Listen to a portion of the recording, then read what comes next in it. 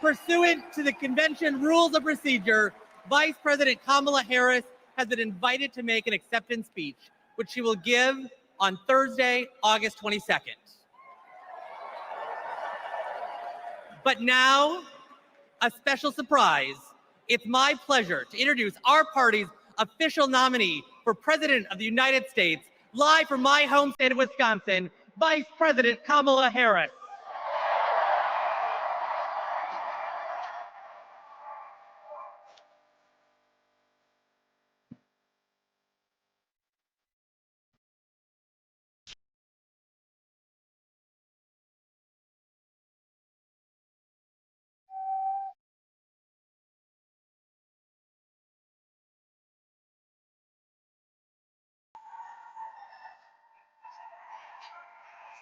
Good evening, Milwaukee.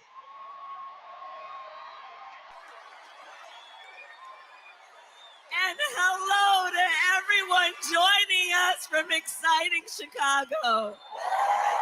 The delegates at the Democratic National Convention, well, they just completed their roll call. And they have nominated Coach Walz and me to be the next Vice President and President of the United States of America.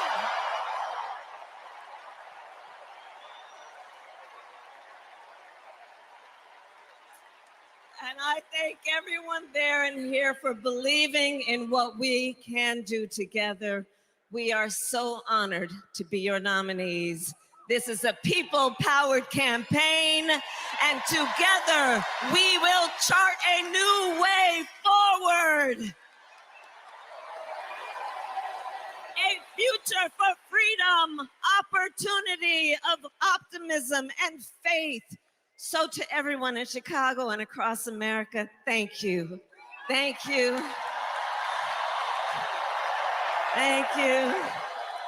And you're going to hear from our wonderful second gentleman shortly. I'll see you in 2 days, Chicago.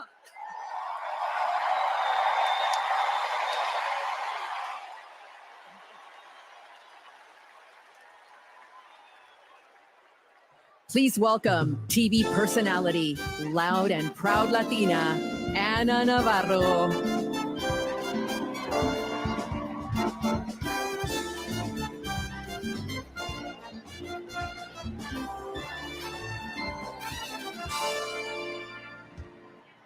Buenas noches, Chicago.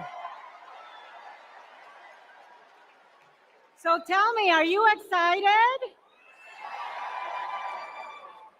Wow, what energy, what a moment. I have to tell you, I will never stop being the little refugee girl who came to this country at the age of 8. Thank you for inviting me to be here. Welcome to the second night of the Democratic National Convention. Let me tell you about the Kamala Harris I know. She is legitimately a joyful, optimistic leader. She cares about policy, yes, but she also cares about people and how that policy affects real people, not just the members of Mar-a-Lago.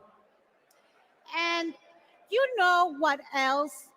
Kamala Harris, she likes dogs. And my dog, Cha-Cha, likes her. Dogs are good judges of character. So are cats. We cannot elect a president who does not like dogs or hangs around with people who shoot them. Now, let's be serious. Donald Trump and his minions call Kamala a communist. I know communism. I fled communism from Nicaragua when I was 8 years old. I don't take it lightly. And let me tell you what communist dictators do. And it's never just for one day. They attack the free press. They call them the enemy of the people, like Ortega does in Nicaragua. They put their unqualified relatives in cushy government jobs so they can get rich of their positions, like the Castros do in Cuba. And they refuse to accept legitimate elections when they lose and call for violence to stay in power, like Maduro is doing right now in Venezuela. Now, you tell me something. Do any of those things sound familiar? Is there anybody running for president who reminds you of that? And I know one thing, it's not Kamala Harris. That is not the America we love. It's not the land of freedom we treasure. Last night, we heard President Biden say that he loves his job, but he loves his country more. Every American needs to love our country more. Every American has the duty to put our country first. Country first before party. Country first before political ambition. Country first before habit. And in this election, putting country first means one thing and one thing only: voting for Kamala Harris. And that is what this night is about. That is what we're going to talk about tonight. So you know what? Let's get it started. Let's get this fiesta going.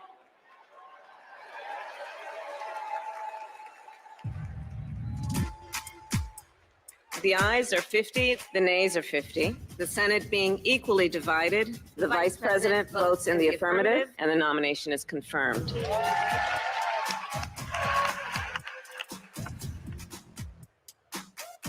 And the concurrent resolution as amended is adopted.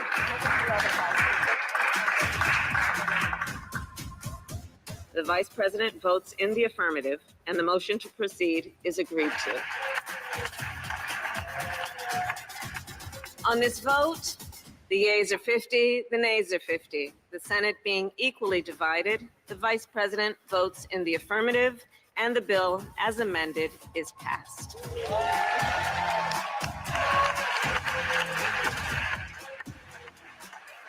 It is my honor to present the Golden Gavel to Vice President Harris, 32 tie-breaking votes. Please welcome Senate Majority Leader and New York Senator Chuck Schumer.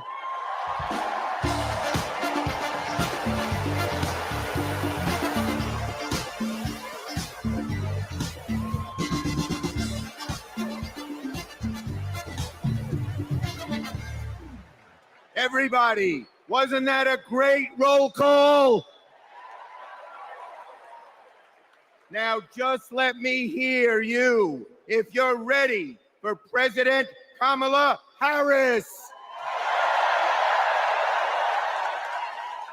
Friends, we're here to talk about one thing: tomorrow, and building a better tomorrow for all Americans. This November, we can choose a brighter, a fairer, a freer future, or we can relive the dark night of Trump's American carnage. Only one candidate will move America forward: Kamala Harris. Vice President Harris has been the best partner Senate Democrats could ever have asked for. Under her and President Biden's leadership, Senate Democrats lowered prescription drug prices and created millions of good-paying American jobs. I worked with Kamala Harris when she was Senator Harris. I saw a leader who was fearless, who stood up for middle-class families like the one she was raised in, who focused on things that really mattered: helping parents raise their kids, safe neighborhoods, safe schools, and building an opportunity economy that gives everyone a shot at the American dream. She will lead America forward into a brighter future, But she can't do it alone. She needs a Democratic majority in the Senate of the United States. Now, my friends, 2 years ago, the naysayers said Senate Democrats stood no chance in the midterms. I told them, just you wait. We're going to keep the Senate and maybe pick up a seat or two. And that's exactly what happened.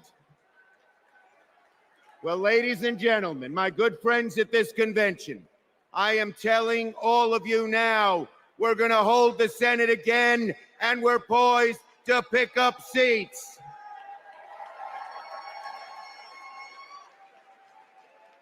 A Democratic majority to create good-paying jobs and lower costs, to defend a woman's right to choose, to deliver for communities back home. Our senators are doing it, like Jackie Rosen, delivering high-speed rail for Nevada. John Tester, bringing high-tech jobs to Montana. And Bobby Casey and Sherrod Brown and Tammy Baldwin and Martin Heinrich fixing bridges in Pennsylvania and Ohio and Wisconsin and New Mexico. We also have amazing candidates. Ruben Gallego, Angela Alsobrooks, Andy Kim, Alyssa Slotkin, Lisa Blunt, Rochester, Colin Allred, Debbie Mucarsel-Powell. And folks, listen to this. More than half of our candidates are candidates of color. We're making the Senate look like America. Now let's compare that with Senate Republicans. Senate Republicans pretend to care about middle-class families, but they voted no on expanding the child tax credit, and J.D. Vance didn't even show up to vote. Senate Republicans pretend to care about the border, but they voted no on the strongest border bill in a decade. Republicans tend to care about freedom, but they voted no on a woman's right to choose. No to safeguard IVF. No to birth control. That is just a taste of their extreme agenda. Is that what we want for America? Do we want a Republican Senate that assaults reproductive freedoms? Do we want a Republican Senate that cuts taxes for the rich, rigs the game for big oil and big pharma? Well, folks, the choice is ours. Now, let me close on a personal note. As the highest-ranking Jewish elected official in American history, I want my grandkids and all grandkids to never, never face discrimination because of who they are.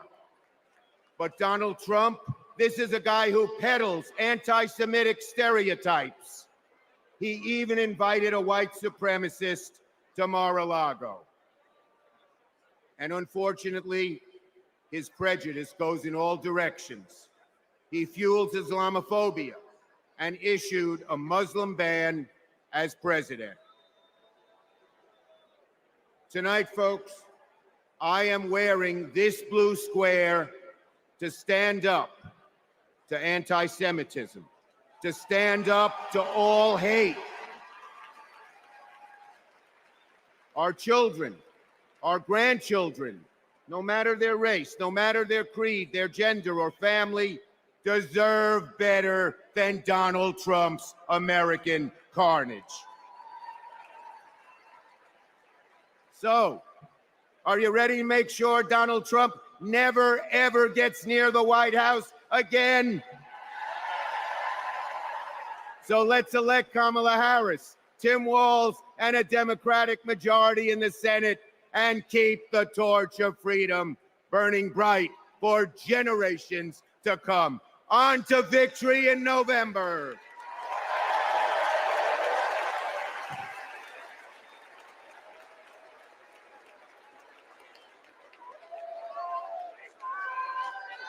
Together, we will build what I call an opportunity economy. I will take on the high costs that matter most to most Americans. Compare my plan with what Donald Trump intends to do. He wants to impose what is, in effect, a national sales tax on everyday products and basic necessities that we import from other countries.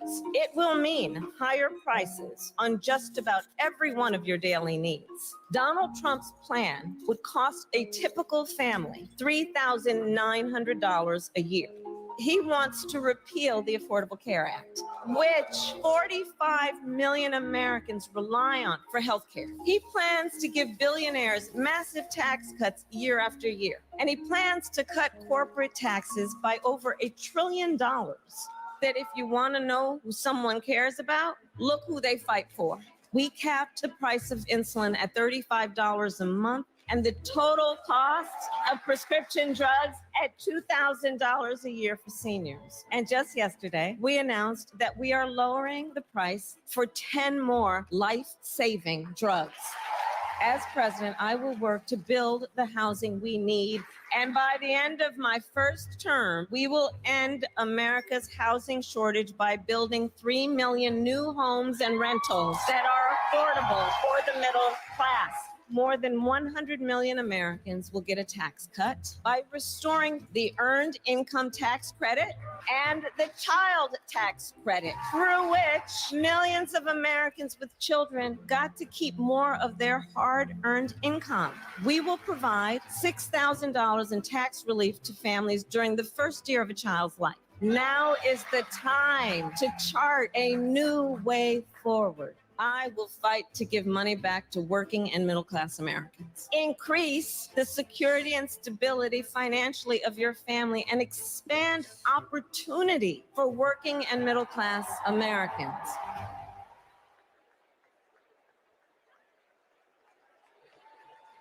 Please welcome Vermont Senator Bernie Sanders.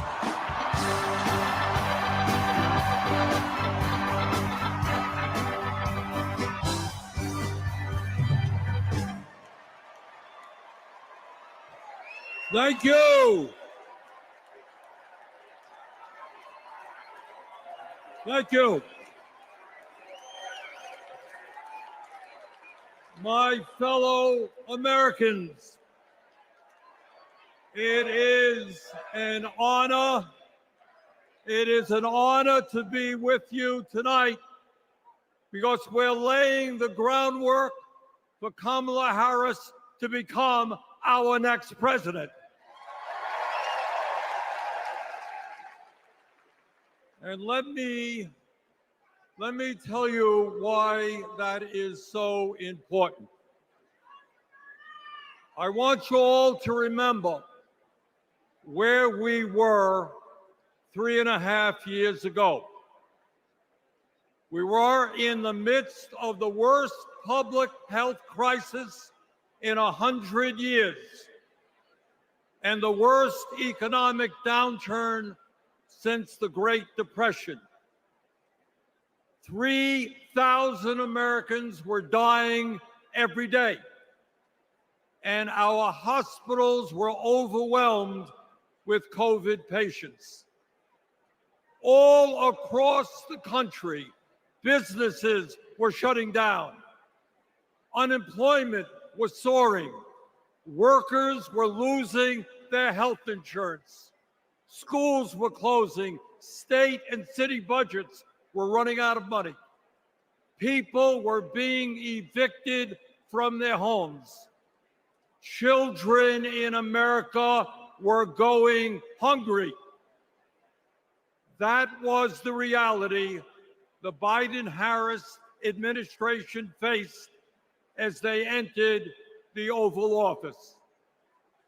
A nation suffering, a nation frightened and people looking to their government for support. And within 2 months of taking office, our government did respond.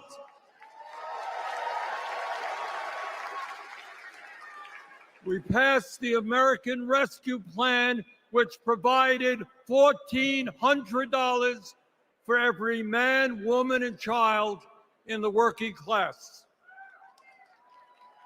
We extended and expanded benefits for the unemployed. We provided emergency assistance for small businesses to stay open. We guaranteed health care coverage to tens of millions of Americans through one of the largest expansions of Medicaid in history.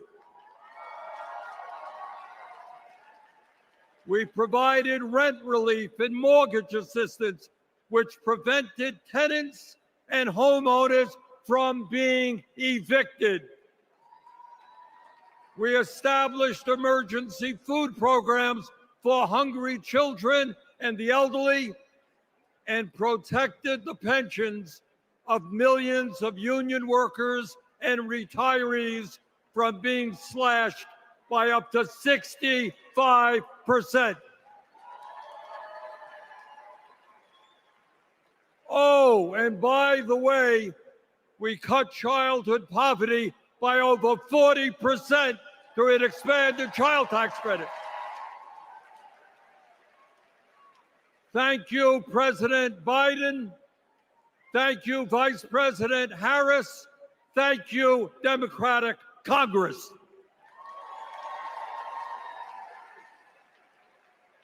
Now, I say all of this not to relive that difficult moment, but to make one simple point. When the political will is there, government can effectively deliver for the people of our country. And now we need to summon that will again, because too many of our fellow Americans are struggling every day to just get by, to put food on the table, to pay the rent, and to get the health care they need. Brothers and sisters, bottom line, we need an economy that works for all of us, not just the billionaire class.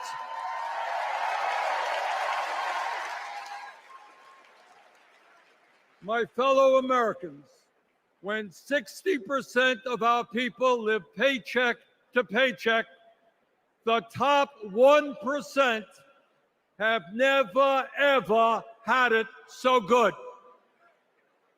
And these oligarchs tell us we shouldn't tax the rich.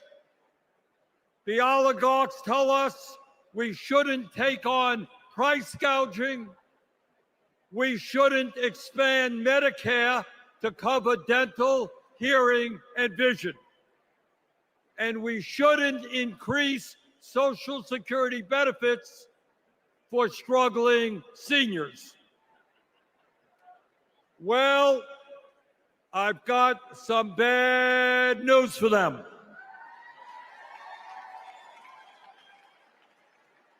That is precisely what we are going to do.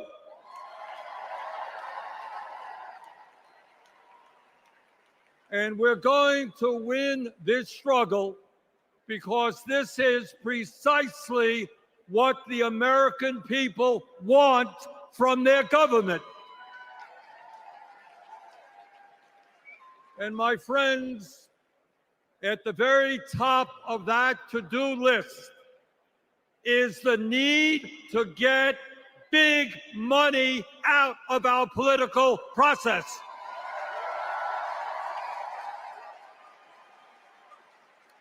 Billionaires in both parties should not be able to buy elections, including primary elections.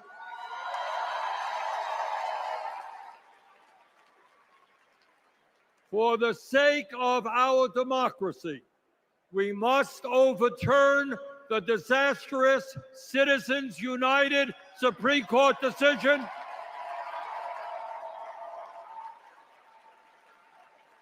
and move toward public funding of elections.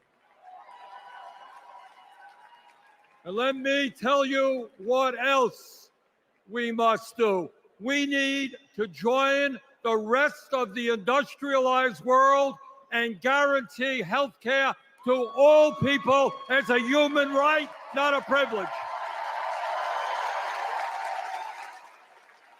We need to raise the minimum wage to a living wage. We need to pass the PRO Act so that workers can organize in unions and gain the decent pay and benefits they deserve. We need to strengthen public education, raise teachers' salaries, and make sure that every American, regardless of income, receives the higher education he or she needs. We need to take on Big Pharma and cut our prescription drug costs in half so that we no longer pay any more than other countries. Joe and Kamala made sure that no senior in America pays over $35 a month for insulin. We need to make sure that reality is true for every American.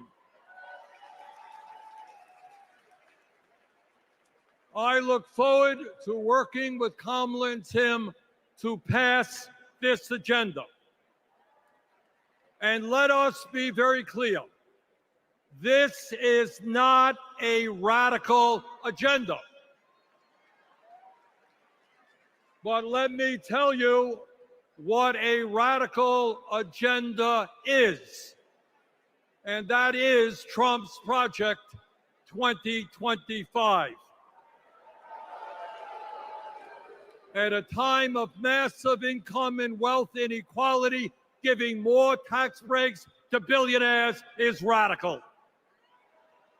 Putting forth budgets to cut Social Security, Medicare, and Medicaid is radical.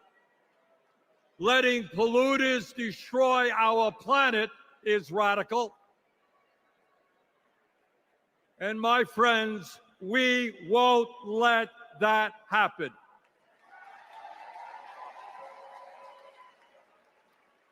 Fellow Americans, in the last 3.5 years, working together, we have accomplished more than any government since FDR.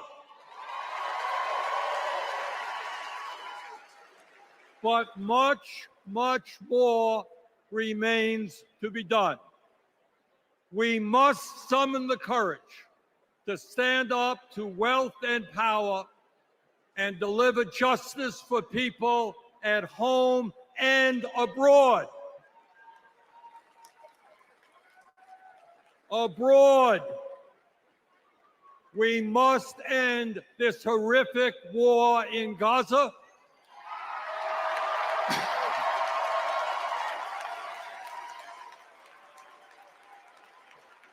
Bring home the hostages and demand an immediate ceasefire.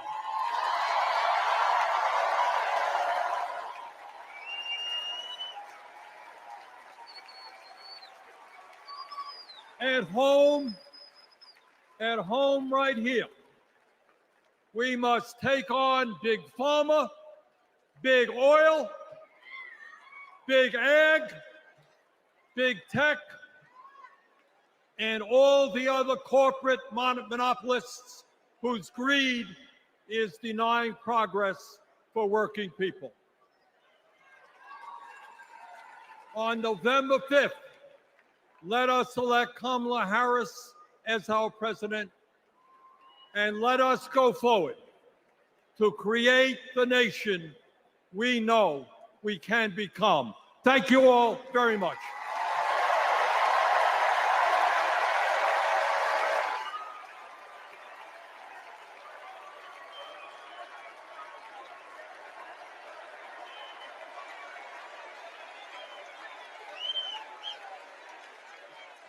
Please welcome Illinois Governor JB Pritzker.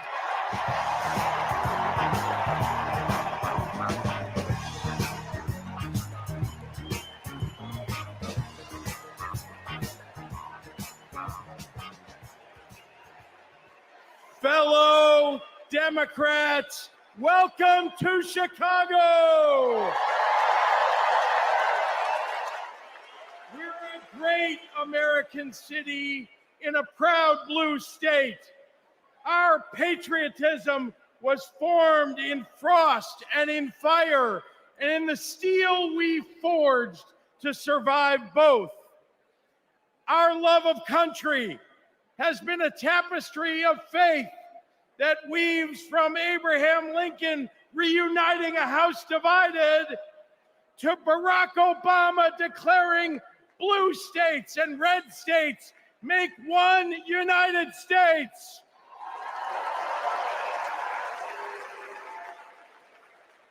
Now, Illinois' presidential pedigree is unmatched. And given that Vice President Kamala Harris spent some of her early life right here, I speak for the entire Illinois delegation when I say we claim her too.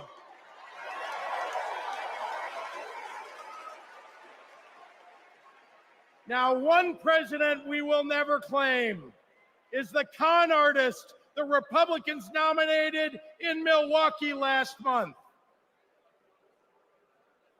Donald Trump once called Chicago embarrassing. To quote a great Chicagoan who won 6 world championships on these very grounds, we take that personally.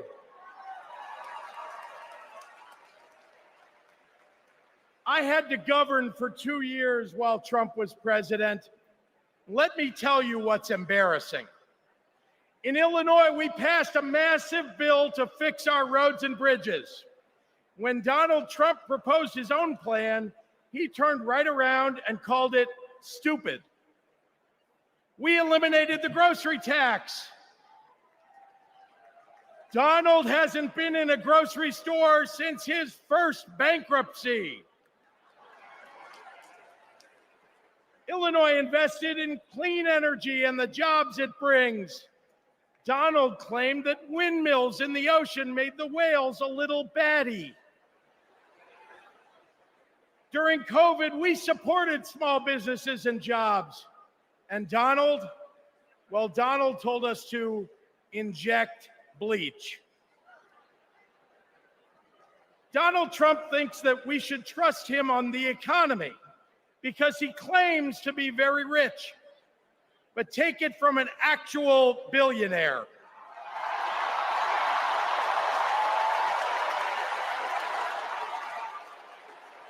Trump is rich in only one thing: stupidity. Now, I meet with business leaders all the time, and there's one universal thing they all need: people. They need more workers to fill all the jobs they have. But the anti-freedom, anti-family policies of MAGA Republicans are driving workers away. Here's the thing. Americans don't want to be forced to drive 100 miles to deliver a baby because a draconian abortion law shut down the maternity ward. Americans want the hope of giving birth through IVF, not the fear that it might be taken away. Americans with LGBTQ kids don't want them facing discrimination at school because the state sanctioned it. Americans want to go to their neighborhood grocery store and not have to worry about some random guy open carrying an AR-15.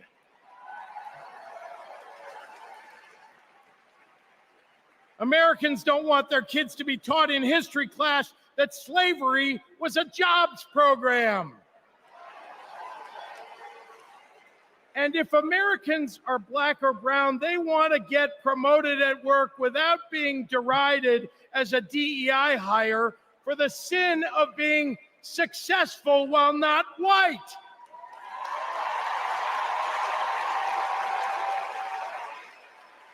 Let's be clear. It's not woke that limits economic growth. It's weird. And these guys aren't just weird, they're dangerous. Democrats are for lower taxes and higher wages, less inflation and more business growth. We just think it's wrong to craft those policies for Elon Musk and not for everyday working people. That includes a secure retirement and good health care. We think the government should help you prosper, not police who you're sleeping with. More than anything, Democrats want economic policies that are kind, not cruel. But Trump chooses cruelty every time. After all, everything he's achieved in his own life has been by hurting someone else. Kamala Harris and Tim Walz, well, they've spent their lives lifting people up, not pushing them down. They know that a White House that leads with kindness looks at someone who is struggling and sees not what they might cost society, but what they might create for it. Americans want policies that give every American a chance to make it to the middle class. They want to grow small businesses, and Democrats want to cut taxes for everyday people. More than anything, Kamala Harris and Tim Walz want a country where we can all live with a little serenity. The serenity that comes with a balanced checkbook, an affordable grocery bill, and a housing market that has room for everyone.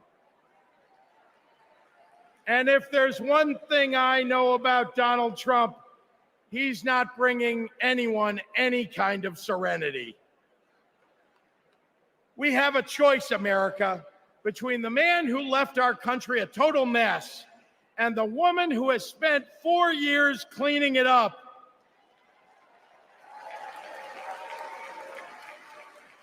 And I think it's time we stop expecting women to clean up messes without the authority and the title to match the job.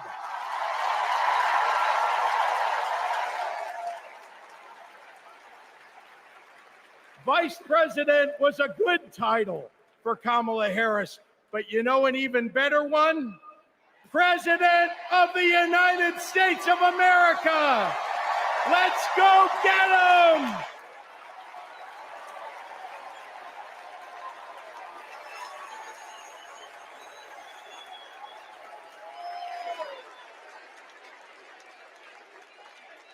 Please welcome former chair and CEO of American Express and current chair and managing director of General Catalyst, Ken Chenault. My fellow Americans, for 17 years, I ran American Express, one of the greatest companies in this country. America has thousands of great companies, more than any other nation in the world. And that's not by accident. The United States is the best place in the world to do business because of the values on which our country was built. Democracy, the rule of law, free and fair elections, the peaceful transfer of power. As a business leader, I have seen firsthand why democracy is so important. Democracy provides the foundation upon which American business and our economy depend. Character and values matter. In business, nothing is more important than trust.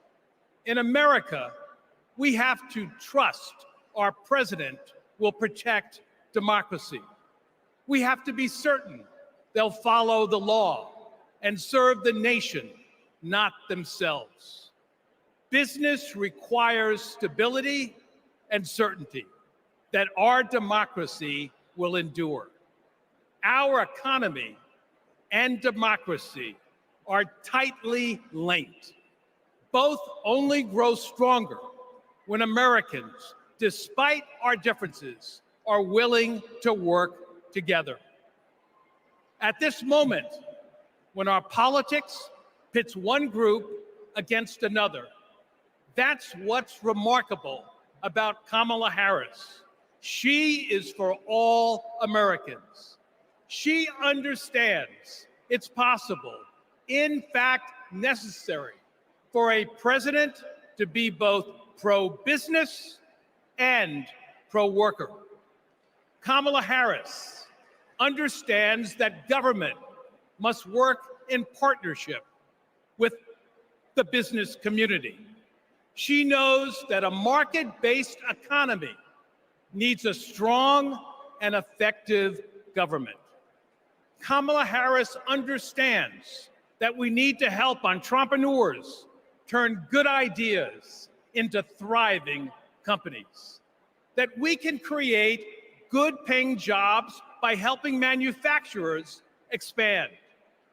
Kamala Harris believes in growing the economic pie for the benefit of current and future generations. Unlike her opponent, she knows the way not to build an advanced economy is a broad tariff that would only raise prices, hurt consumers and businesses, and cost jobs. She knows the way not to do it is to give people like me a tax cut when that money should be invested to grow the middle class. If you want to lead, you have to be willing to serve. Kamala Harris's vision for the economy serves us all.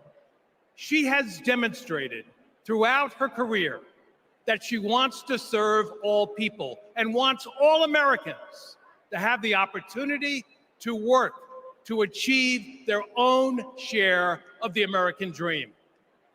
Our economy goes up and down, but the reason America is the strongest nation in the world is because of her commitment to something bigger than ourselves, our commitment to each other, to democracy. That's what this election is about. It's more than a choice between two parties or sets of policies. It's a choice about who we're going to be as a country.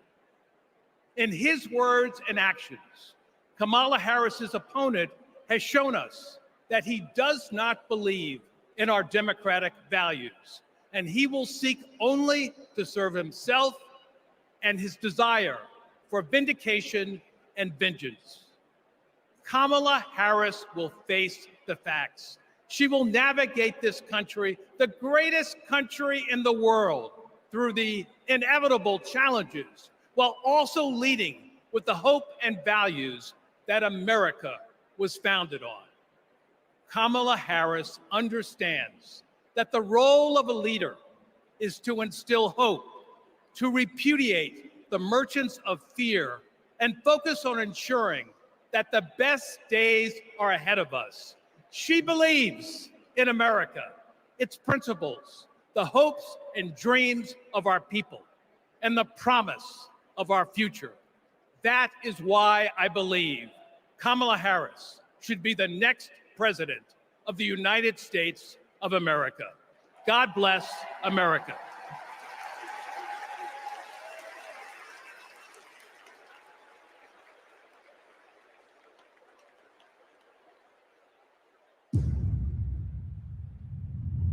Repeal Obamacare.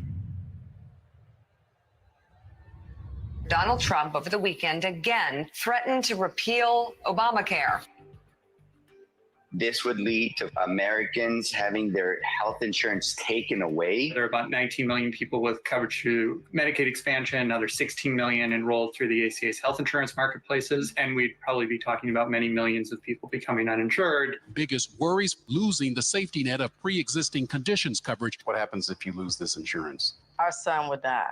What makes you think this isn't just a hollow threat? This is one of the few campaign promises that he actually tried very hard to keep. So we better believe him when he says he's coming after this. Even if you have insurance from your employer, you will be affected because your premiums would be going up. We're looking at a lot of people who could lose their health insurance.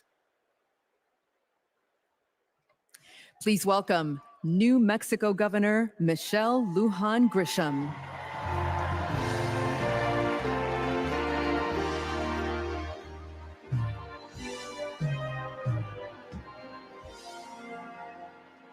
Good evening, America. I'm Michelle Lujan Grisham, governor of the great state of New Mexico. And in my state, we like things spicy, a little chili on everything, a little kick in our campaigns. And let me tell you, we are feeling en fuego right now. We are fired up to elect Kamala Harris President of the United States. This election is about protecting our democracy and securing our freedoms, including the right to affordable, quality health care.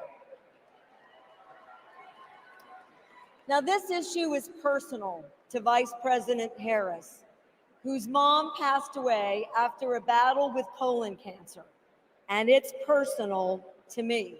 At 2 years old, my sister was diagnosed with a tumor that was incurable and made her uninsurable by the time she was 3.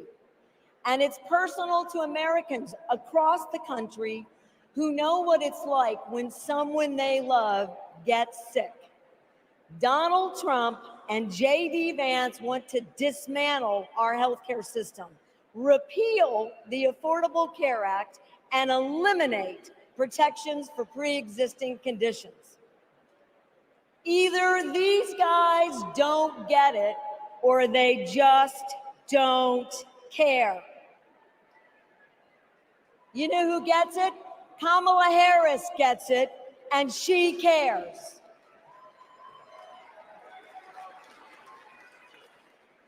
As Attorney General, she took on drug companies that jacked up prices and hospitals that overcharged patients. And when Republicans tried to kill the Affordable Care Act, she stood up in the Senate, voting not just no, but hell no.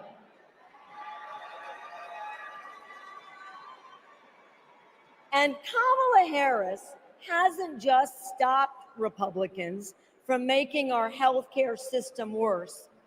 She fights every day to make it better. And I know, I spent 20 years working to get Medicare the ability to negotiate lower drug prices. As Vice President, Kamala Harris delivered it. You know what Donald Trump delivered? Junk plans, higher premiums, and abortion bans. And if you don't think a second term would be worse, then I've got a box of Trump steaks to sell you. We have not just a better choice. America, we have the best choice. Yes, we do. Kamala Harris will protect your right to care. She'll cap drug costs. She'll go after corporate price gougers and ensure every woman who needs it can access reproductive health care.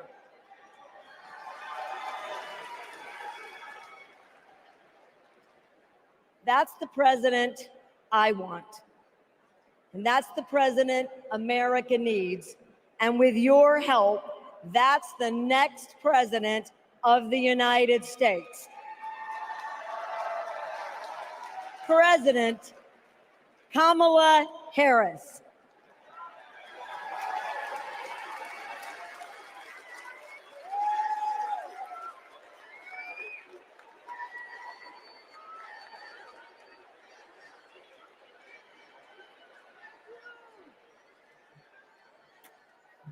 I love you too.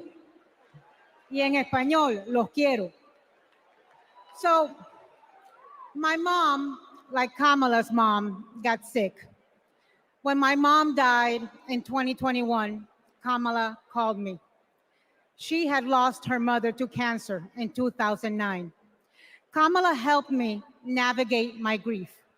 She said that heartbreak and loss are the price for having loved and having been loved. How I wish our mothers could be here to see this moment.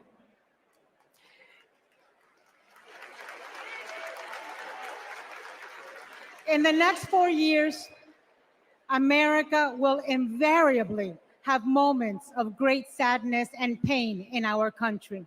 Some will be natural disasters. Some will be man-made disasters.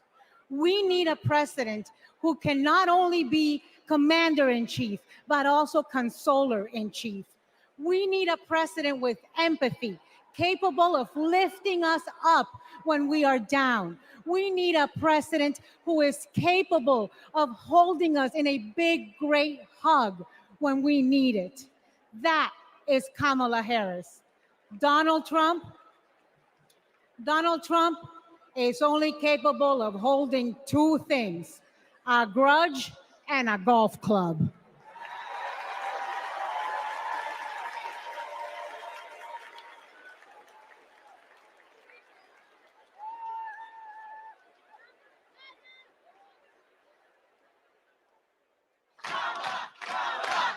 I remember when Kamala was first running for district attorney and people were like, oh, I don't know if she's tough enough.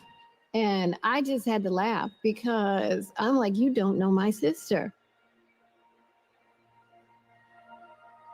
Kamala had been a hard and tough prosecutor in Alameda County, prosecuting men who were pimping young girls and rapists. Kamala wanted to make sure that murderers and child abusers face meaningful accountability and consequences for those actions. One of the cases that she had early in her career was where a man had scalped his girlfriend. And she ended up getting a conviction, getting justice for that woman. She came to San Francisco to protect victims, and she was elected to be district attorney of San Francisco. Kamala knew that we needed to be smart on crime, and if no one else was going to do it, that she was going to do it. If I'm going to keep my promise to you to keep you safe, I better talk with you about what I'm doing in terms of crime prevention.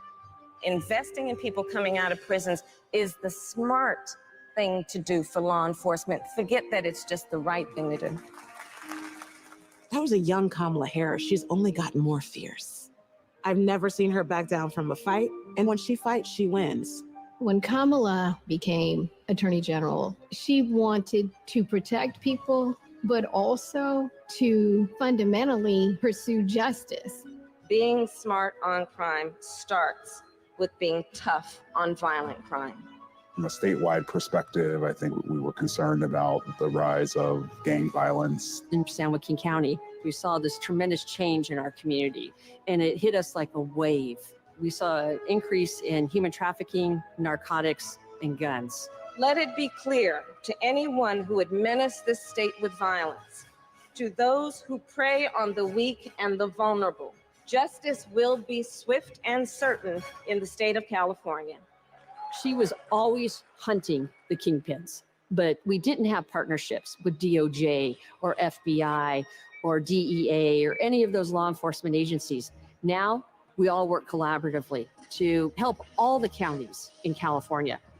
Because of her, we destabilized organized crime, disrupt these flows of guns, human beings, and narcotics. We are here this afternoon to announce the shutting down of one of the biggest and most organized threats to the safety of the Central Valley.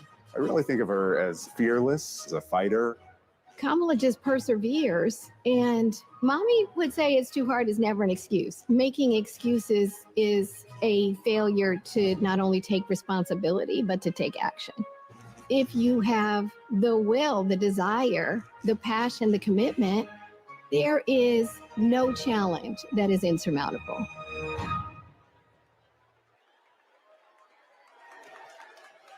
Please welcome the Democratic nominee for Senate in Maryland, Angela Alsobrooks.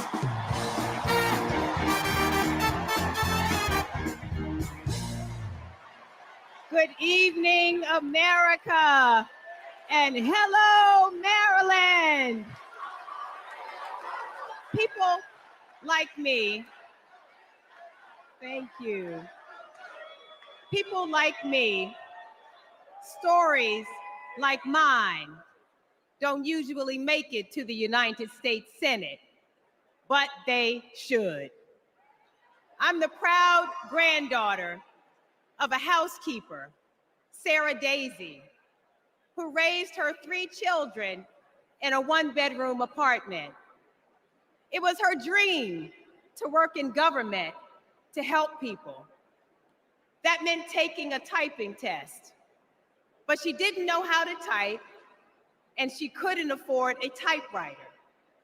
So she put a white piece of paper on the refrigerator and drew a keyboard on it. And every night, she stood in front of that refrigerator and taught herself to type. She took the test, passed it, and got the job she dreamed of. I am her legacy. And tonight, I am a candidate for United States Senate from the great state of Maryland.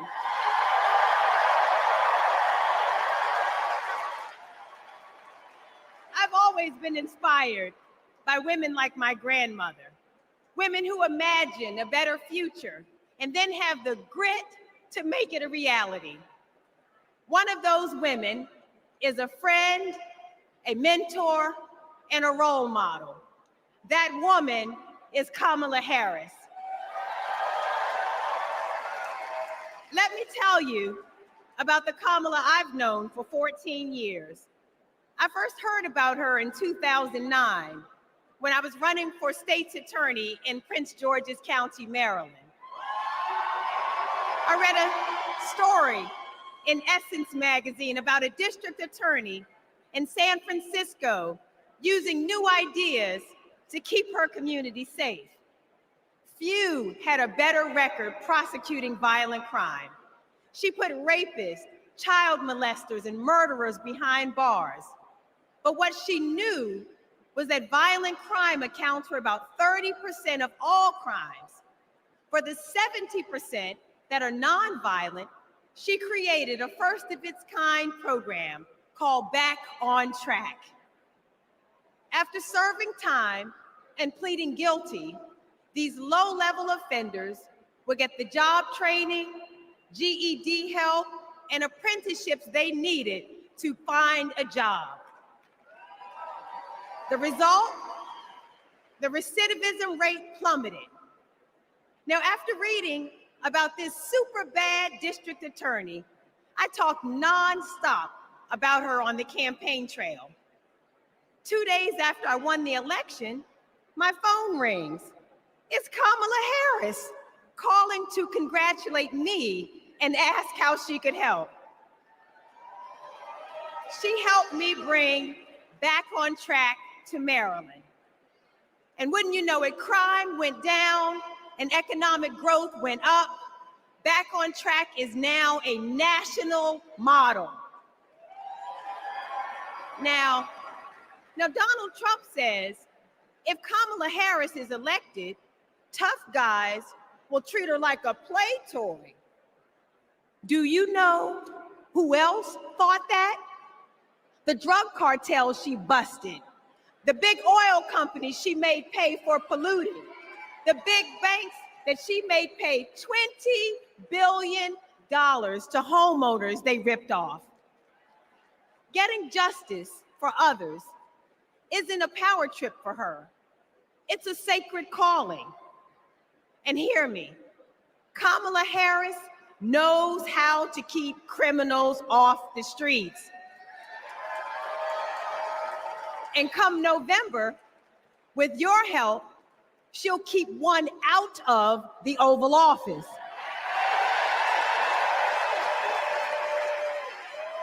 Ever since Donald Trump rode down that ridiculous escalator, we as a nation have felt trapped.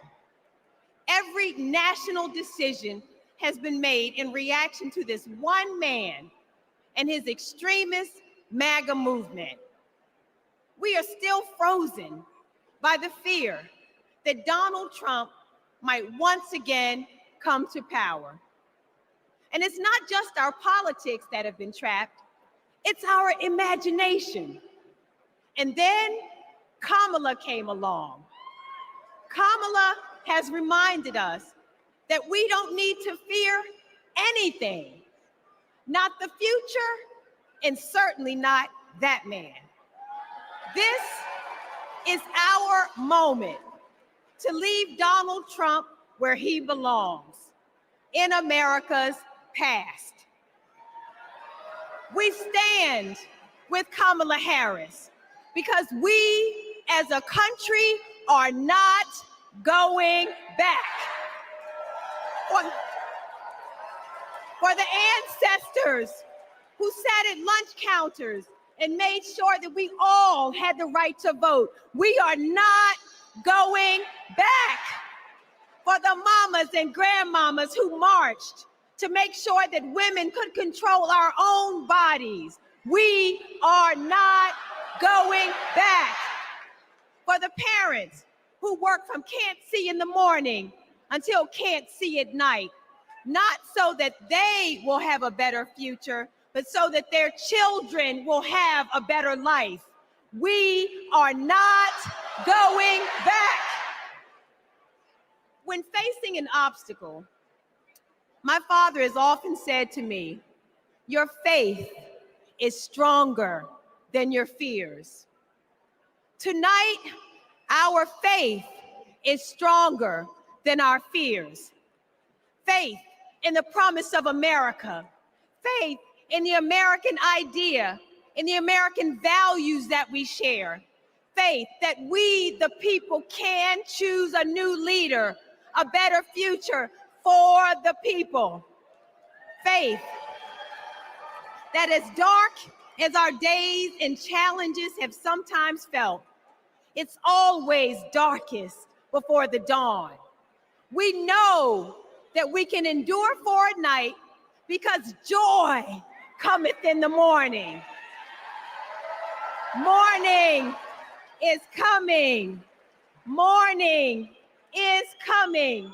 And that joy will be led by Kamala Harris. Thank you so much.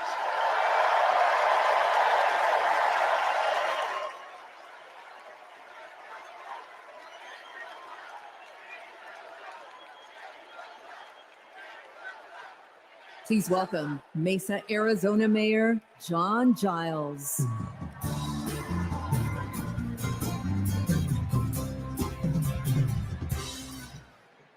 Good evening. I have a confession to make. I'm a lifelong Republican. So I feel a little out of place tonight, but I feel more at home here than in today's Republican Party. The grand old party has been kidnapped by extremists and devolved into a cult, the cult of Donald Trump. Trump doesn't know the first thing about public service. Like a child, he acts purely out of self-interest. We all need an adult in the White House, and we've seen what happens when we don't have one. Trump made a lot of lofty promises: unlimited economic growth, American manufacturing reborn, a secure border. Turns out Donald Trump was all talk. He wanted our votes, but he couldn't deliver a thing. But these days, my city of Mesa, Arizona is on the move. I'm going to ribbon cuttings every single week, all because Joe Biden and Kamala Harris reached across the aisle and they delivered for my conservative community and countless more across the country. My hero, John McCain, taught us to put country over party. And that's how Vice President Harris and Governor Walz will lead too. I have an urgent message for the majority of Americans who, like me, are in the political middle. John McCain's Republican Party is gone, and we don't owe a damn thing to what's been left behind. So let's turn the page. Let's put country first. Let's put adults in the room where our country deserves. Thank you.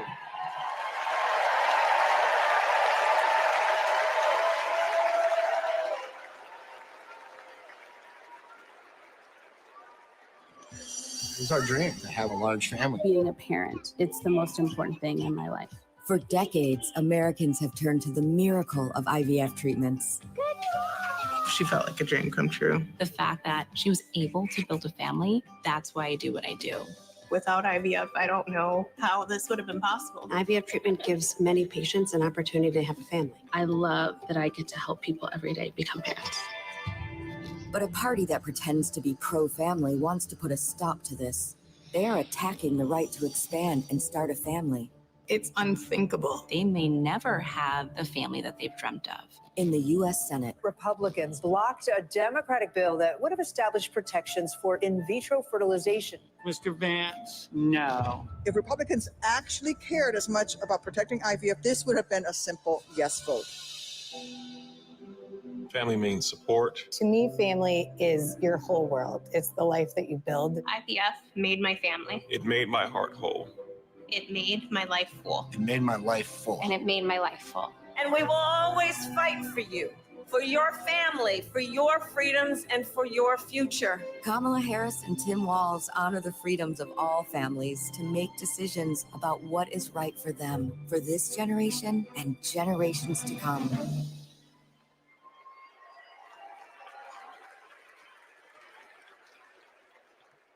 Please welcome Illinois Senator Tammy Duckworth.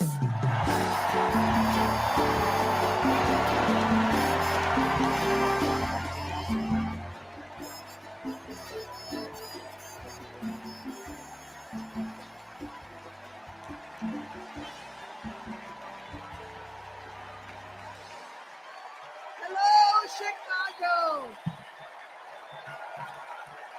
Hello, Chicago!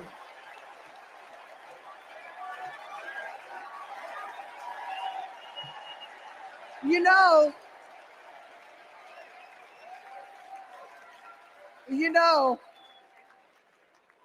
I went to war to protect America's rights and freedoms. So I take it personally when a five-time draft-dodging coward like Donald Trump tries to take away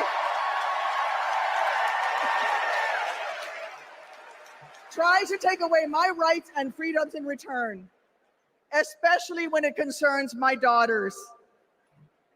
My girls, gamer girl Abigail and queen of the monkey bars, Miley, are everything to me.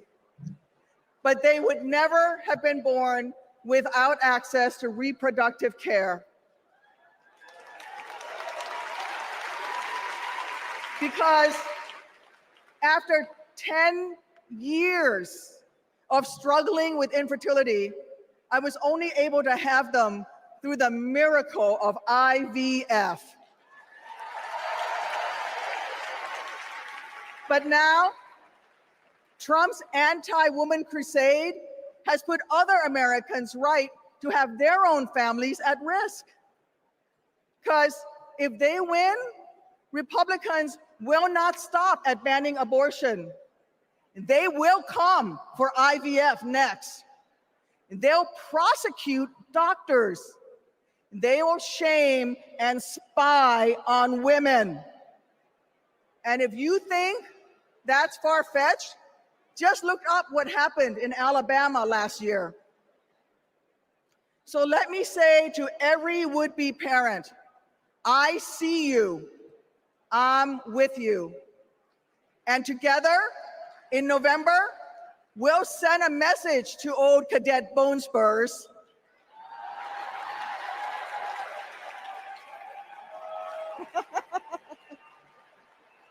Stay out of our doctors' offices, and where you're at it, out of the Oval Office too.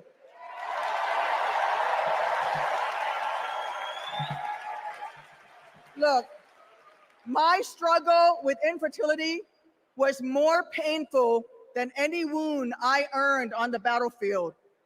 So how dare a convicted felon like Donald Trump treat women seeking health care like they're the ones breaking the law? How dare J.D. Vance criticize childless women on cable news, then vote against legislation that would have actually helped Americans to start families? How dare the GOP endanger the dreams of countless veterans whose combat wounds prevent them from having kids without IVF, punishing our heroes for their willingness to serve? It's simple. Every American deserves the right to be called mommy or daddy without being treated like a criminal. Kamala Harris believes that. So let's make some history and elect her in November. God bless America.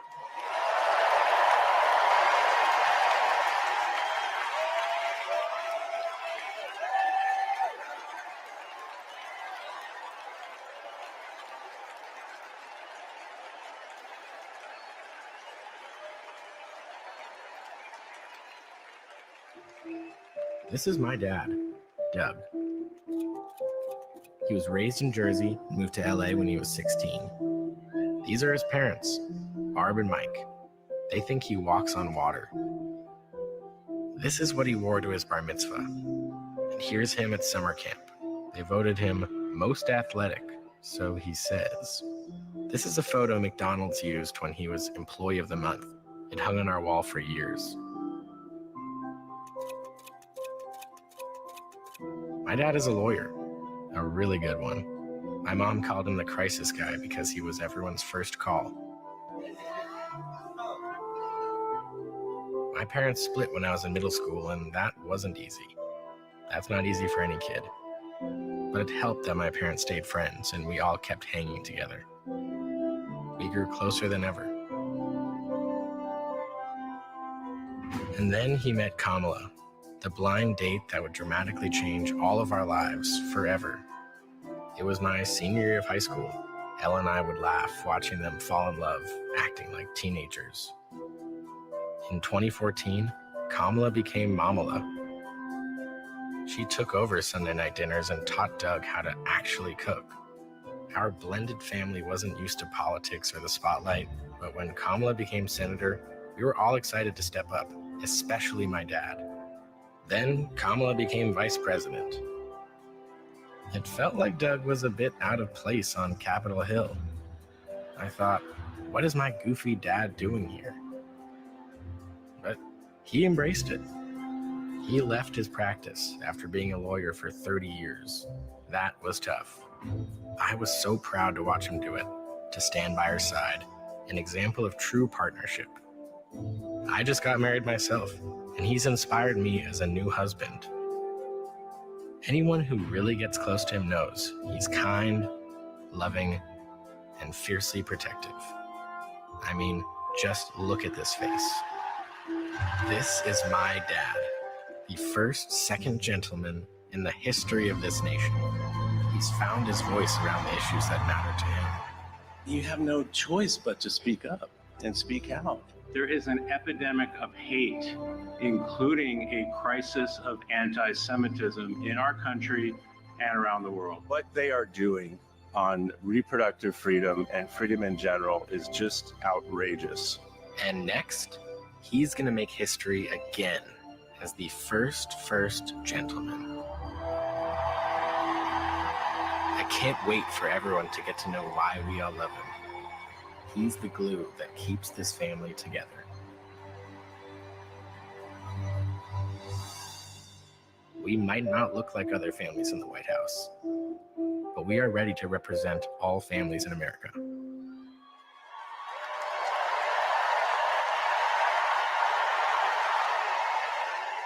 Please welcome my dad, the second gentleman of the United States, Doug Emhoff.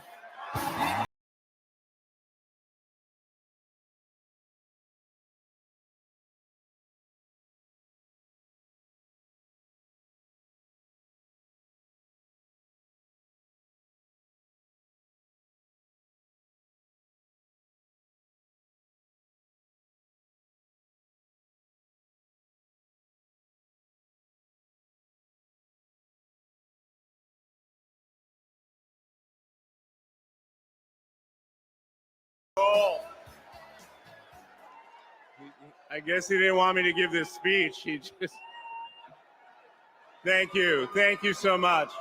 Hello. Thank you. Hello to my big, beautiful, blended family up there. I love you so much. Aren't you proud of Cole? Wow. And a special shout out to my mother. I see you. My mother is the only person in the whole world who thinks Kamala is the lucky one for marrying me. And to Kamala, who, well, we just saw where she is. She's out on the trail listening to and talking with voters. Honey, I can't wait for you to come back to Chicago because we're having a great time here.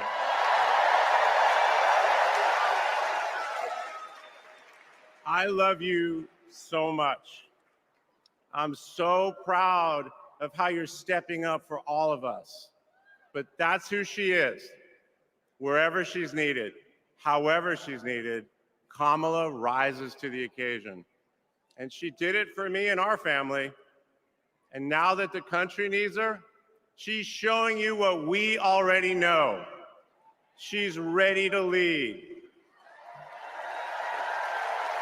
She brings both joy and toughness to this task, and she will be a great president we will all be proud of.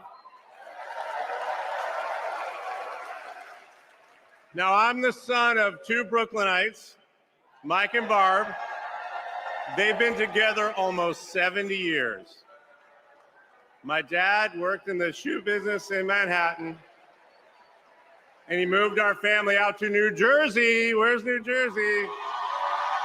I see you out there. When I was a little kid. And in a lot of ways, I had a typical Jersey suburban childhood. I biked around the neighborhood. I took the bus to Hebrew school. And I rode to Little League practice in the way back of my coach's wood-paneled station wagon. And if we did well, we got to have a Slurpee after. In my neighborhood, everyone left their garage door open. Wherever you ended up at dinner time, that's the family that fed you. Everyone took care of everyone else. And the guys I grew up with are still my best friends. The group chat is active every day, and it's probably blowing up right now, guys. When my dad had to get a new job, we moved across the country to LA. Money was tight. Hey, California.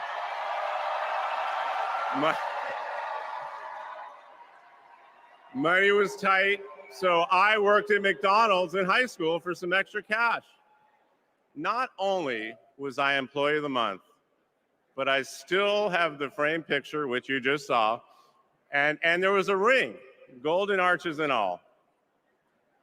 And then I waited tables, parked cars. I was working full-time so I could afford to go to college part-time. And thanks to partial scholarships, student loans, and a little help from my dad, I got myself through law school. And I got my first job as a lawyer, which is also where I met the guys in my fantasy football league. And a lot has changed in our lives since the early 90s, but my team name is still Nirvana. Yes, after the band. I worked hard, and I love being a lawyer. And by the way, I still get to be part of the profession by teaching students at Georgetown Law School. I got married, became a dad to Cole and Ella. Unfortunately, I went through a divorce, but eventually started worrying about how I would make it all work. And that's when something unexpected happened. In 2013, I walked into a contentious client meeting. We worked through the issue, and by the end of the meeting, the now happy client offered to set me up on a blind date, which is how I ended up with Kamala Harris's phone number. Now, for generations, people have debated when to call the person you're being set up with. And never in history has anyone suggested 8:30 a.m. And yet, that's when I dialed. I got Kamala's voicemail, and I just started rambling. Hey, it's Doug. I'm on my way to an early meeting. Again, it's Doug. I remember I was trying to grab the words out of the air and just put them back in my mouth. And for what seemed like far too many minutes, I hung up. By the way, Kamala saved that voicemail, and she makes me listen to it on every anniversary. But that message wasn't the only unusual thing about that day. Now, Kamala, who normally would have been working hard at her office, just happened to be waiting at her apartment for a contractor to do some work on her kitchen. I was eating at my desk, which was not a regular occurrence for a busy lawyer like me who appreciated a good business lunch. But that's when she called me back. And we talked for an hour, and we laughed. Well, you know that laugh. I love that laugh.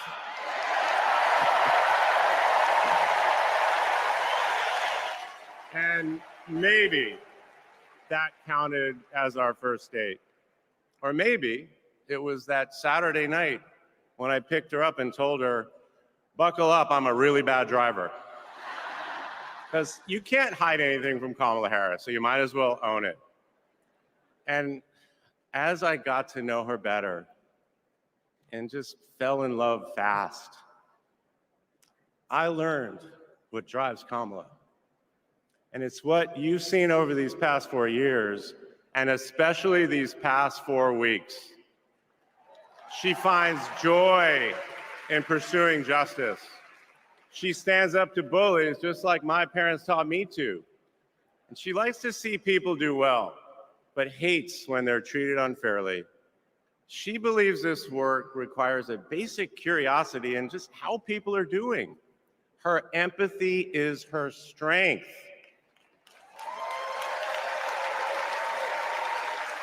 Over the past decade, Kamala has connected me more deeply to my faith, even though it's not the same as hers. She comes to synagogue with me for high holiday services, and I go to church with her for Easter. I get to enjoy her mom's chili relleno recipe every Christmas, and she makes a mean brisket for Passover. It brings me right back to my grandmother's apartment in Brooklyn. You know, the one with the plastic-covered couches. But Kamala has fought against anti-Semitism and all forms of hate her whole career. She's the one who encouraged me as second gentleman to take up that fight, which is so personal to me. And those of you who belong to blended families know that they can be a little complicated. But as soon as our kids started calling her Mamala, I knew we'd be okay. Ella calls us a three-headed parenting machine. Kamala and Kirsten, thank you both. Thank you both for always putting your family and the kids first. Now, Cole and Ella's friends knew that when they'd come over for Sunday dinner with Mamala, it was going to be real talk. In between taking cooking instructions, they'd have to answer questions about what problem they wanted to solve in the world. They learned that you've always got to be prepared because Kamala is going to prosecute the case. And in the same breath that Cole and Greenlee told us that they were engaged, they asked Kamala to officiate their wedding. And in the same way that she always steps up when it matters, Kamala put so much time into those remarks, and she bound them in a book that matched her dark red dress, and then turned that into a gift for the happy couple. A few days ago, during this incredible time we're going through, there was a brief window when Kamala was back at home. And I saw her sitting on her favorite chair, and in the middle of a wild month, I just hoped that she was having a quiet moment to herself. But then I realized she was on the phone. And of course, my mind went to all the potential crises that the vice president could be dealing with. Was it domestic? Was it foreign? Was it campaign? I could see she was focused, and all I knew was that it must be something important. And it turns out it was. Ella had called her. That's Kamala. That's Kamala. Those kids are her priorities, and that scene was a perfect map of her heart. She's always been there for our children, and I know she'll always be there for yours too.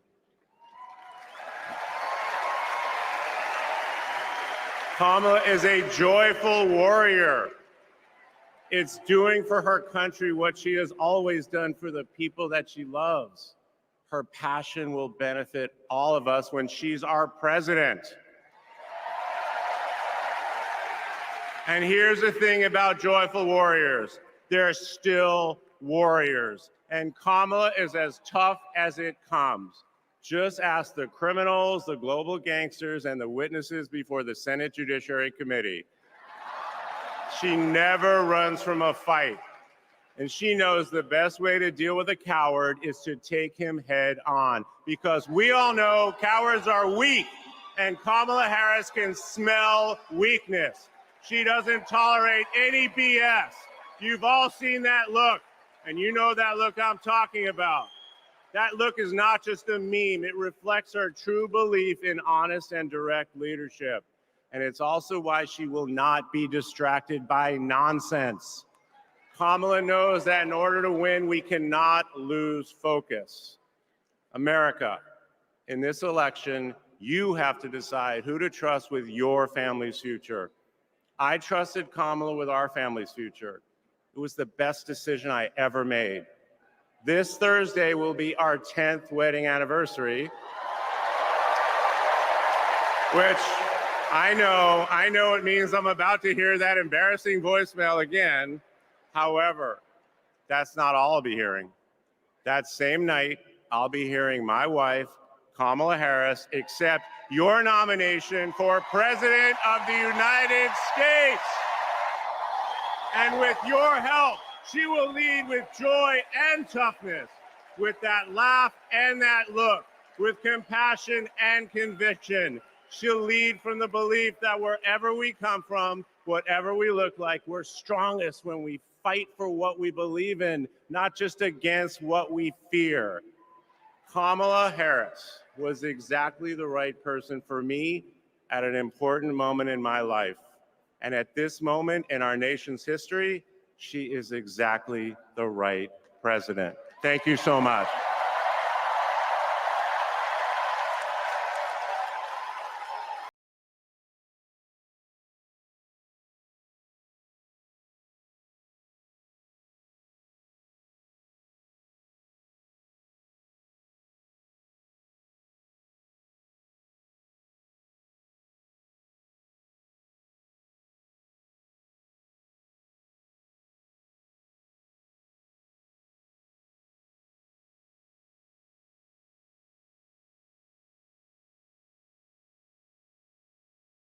Please welcome former First Lady Michelle Obama.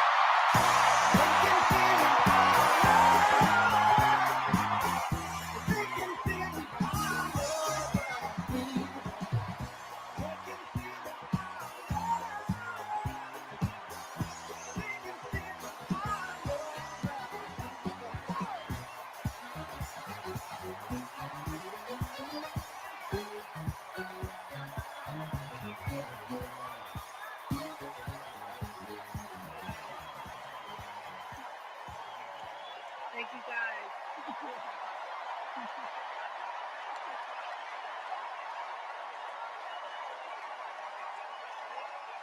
Okay, we got a big night ahead. Thank you all so much. Thank you so much.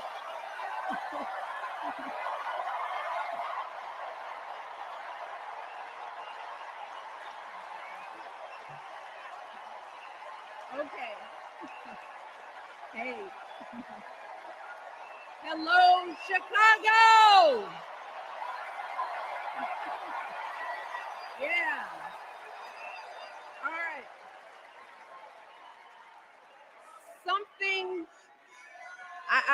Something wonderfully magical is in the air, isn't it?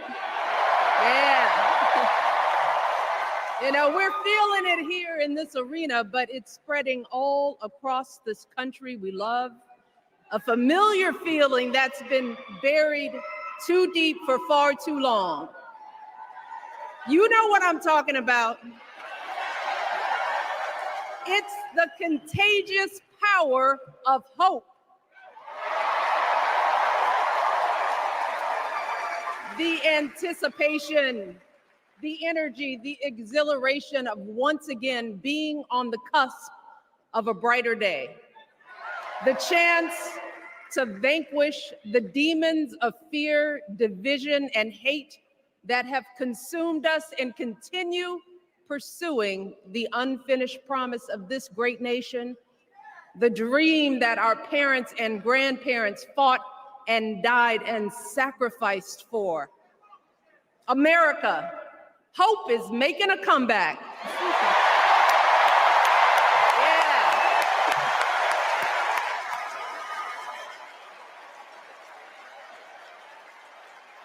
But to be honest, I am realizing that until recently, I have mourned the dimming of that hope. And maybe you've experienced the same feelings, that deep pit in my stomach, a palpable sense of dread about the future.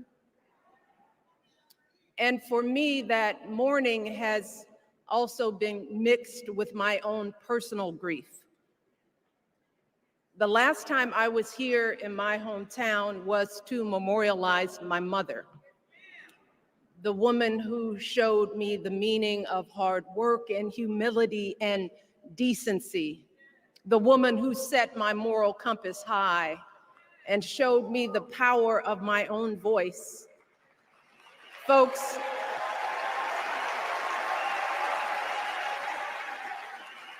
I still feel her loss so profoundly.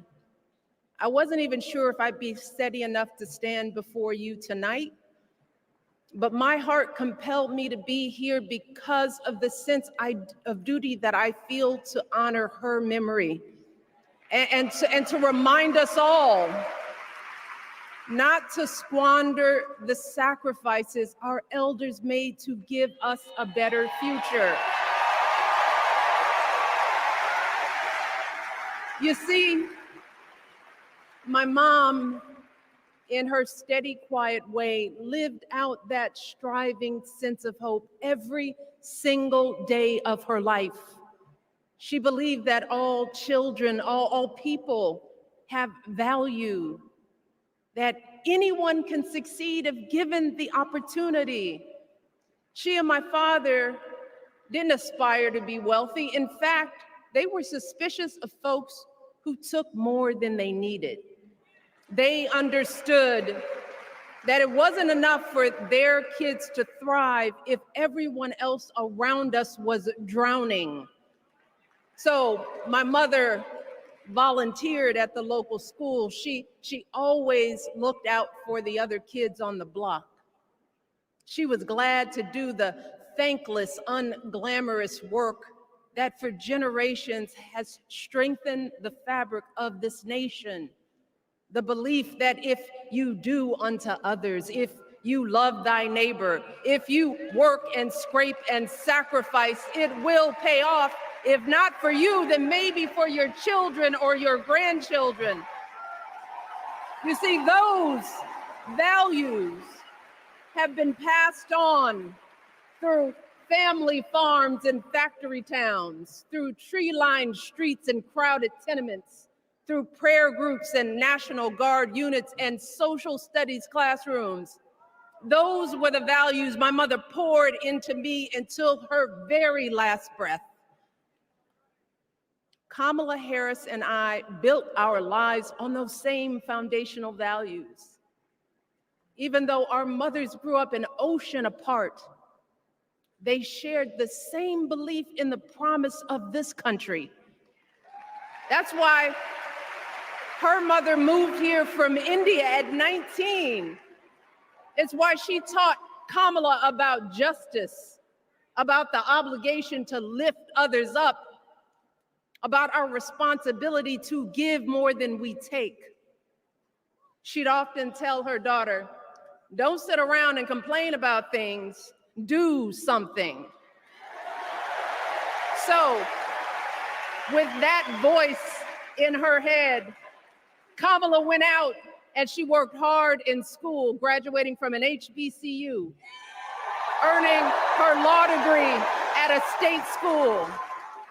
And then she went on to work for the people, fighting to hold lawbreakers accountable, strengthening the rule of law, fighting to get folks better wages, cheaper prescription drugs, a good education, decent health care, child care, elder care. From a middle-class household, Kamala worked her way up to become Vice President of the United States of America. My girl, Kamala Harris, is more than ready for this moment. She is one of the most qualified people ever to seek the office of the presidency. And she is one of the most dignified. A tribute to her mother, to my mother, and to your mother too. The embodiment of the stories we tell ourselves about this country. Her story is your story. It's my story. It's the story of the vast majority of Americans trying to build a better life. Look, Kamala knows, like we do, that regardless of where you come from, what you look like, who you love, how you worship, or what's in your bank account, we all deserve the opportunity to build a decent life. All of our contributions deserve to be accepted and valued. Because no one has a monopoly on what it means to be an American. No one.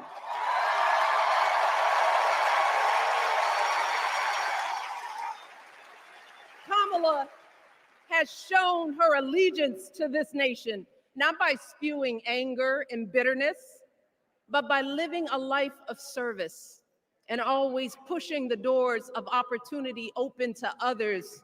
She understands that most of us will never be afforded the grace of failing forward.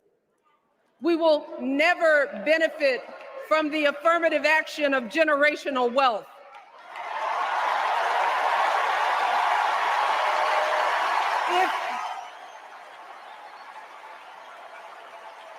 If we bankrupt a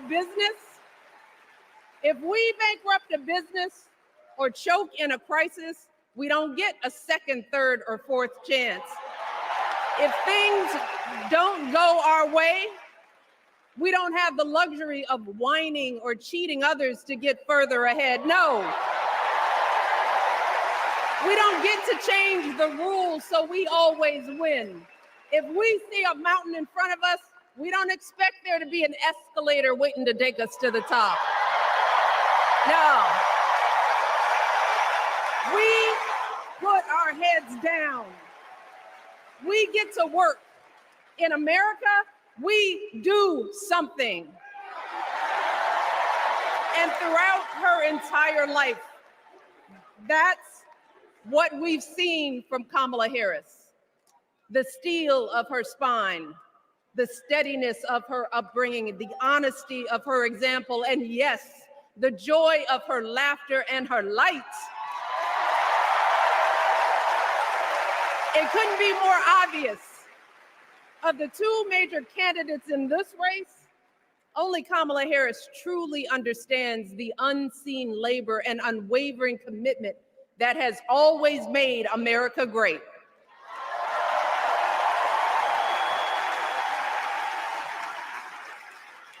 Now, unfortunately, we know what comes next. We know folks are going to do everything they can to distort her truth. My husband and I sadly know a little something about this. For years, Donald Trump did everything in his power to try to make people fear us. See, his limited, narrow view of the world made him feel threatened by the existence of two hardworking, highly educated, successful people who happen to be Black.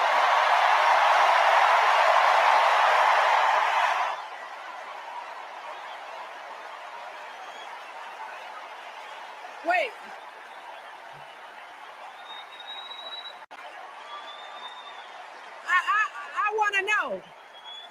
I want to know.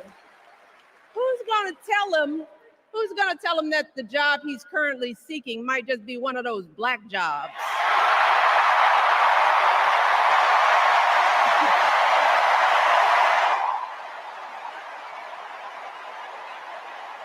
Look,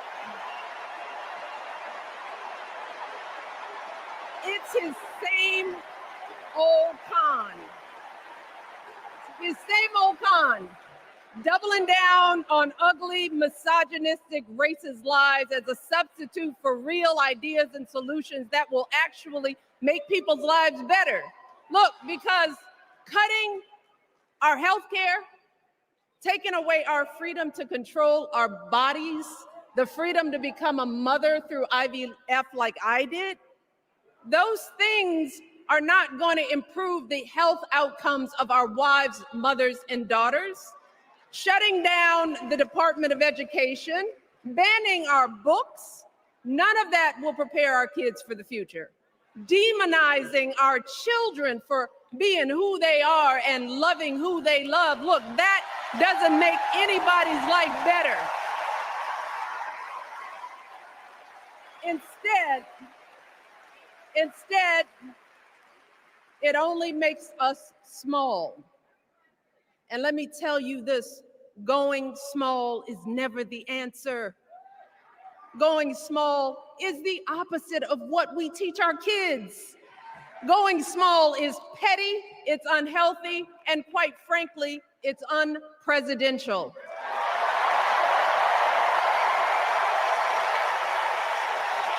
So, why would any of us accept this from anyone seeking our highest office? Why would we normalize that type of backward leadership? Doing so only demeans and cheapens our politics. It only serves to further discourage good, big-hearted people from wanting to get involved at all. America, our parents taught us better than that, and we deserve so much better than that. That's why we must do everything in our power to elect two of those good, big-hearted people. There is no other choice than Kamala Harris and Tim Walz. No other choice.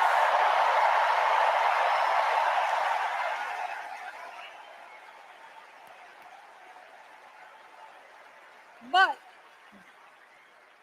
as we embrace this renewed sense of hope, let us not forget the despair we have felt. Let us not forget what we are up against. Yes, Kamala and Tim are doing great now. We're loving it. They're packing arenas across the country. Folks are energized. We are feeling good. But remember, there are still so many people who are desperate for a different outcome, who are ready to question and criticize every move Kamala makes, who are eager to spread those lies, who don't want to vote for a woman, who will continue to prioritize building their wealth over ensuring that everyone has enough. So no matter how good we feel tonight or tomorrow or the next day, this is going to be an uphill battle. So folks, we cannot be our own worst enemies. No. See, because the minute something goes wrong, the minute a lie takes hold, folks, we cannot start wringing our hands. We cannot get a Goldilocks complex about whether everything is just right. And we cannot indulge our anxieties about whether this country will elect someone like Kamala instead of doing everything we can to get someone like Kamala elected.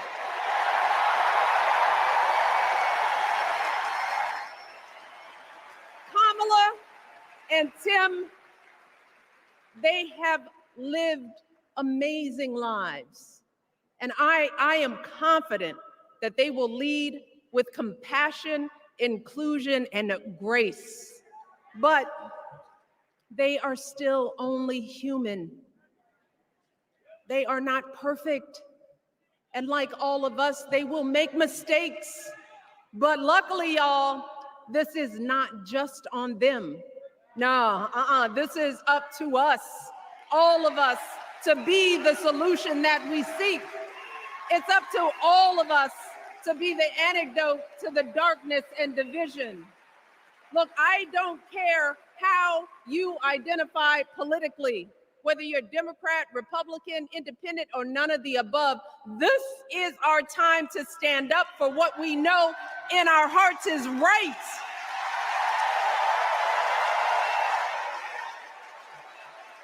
To stand up, not just for our basic freedoms, but for decency and humanity, for basic respect, dignity, and empathy, for the values at the very foundation of this democracy.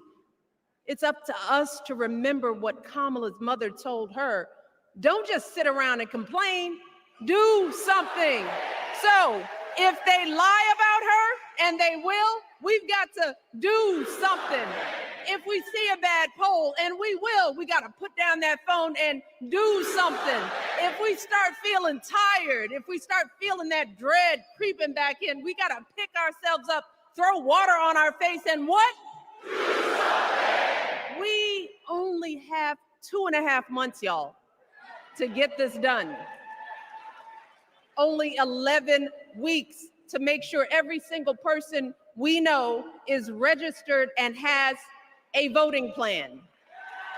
So we cannot afford for anyone America to sit on their hands and wait to be called. Don't complain if no one from the campaign has specifically reached out to you to ask you for your support. There is simply no time for that kind of foolishness. You know what you need to do. So, consider this to be your official ask. Michelle Obama is asking you, no, I'm telling y'all to do something.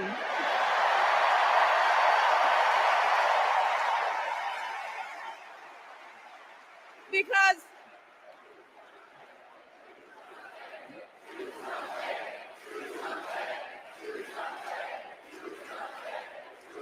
you all, this election is going to be close.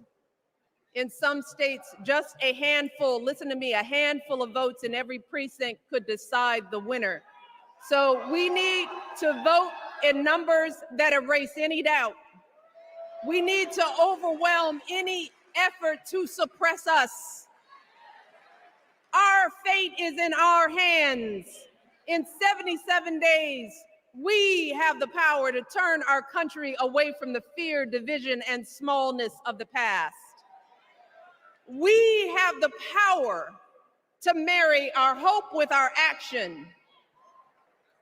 We have the power to pay forward the love, sweat, and sacrifice of our mothers and fathers and all those who came before us.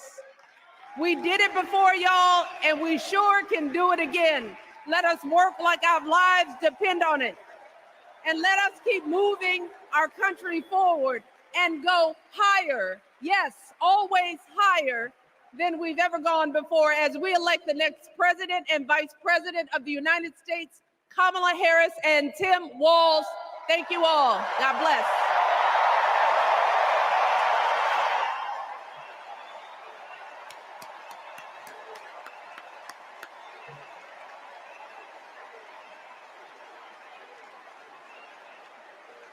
Now, before I go, I have one more job tonight.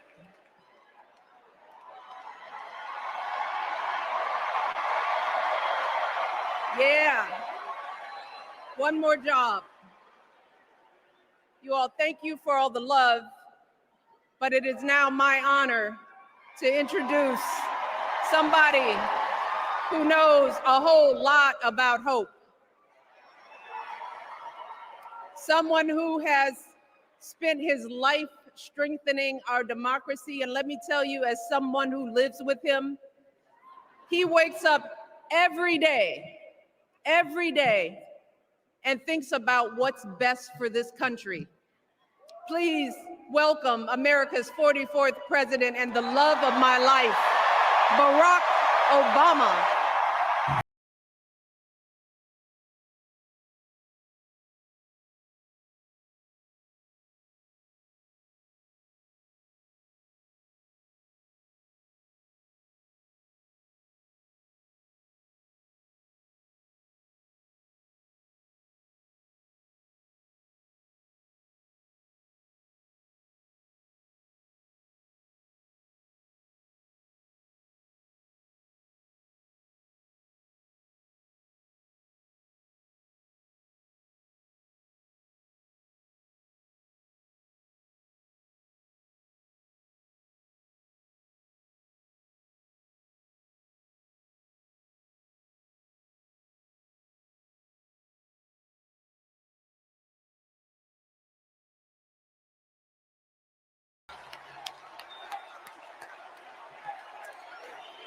Thank you, thank you.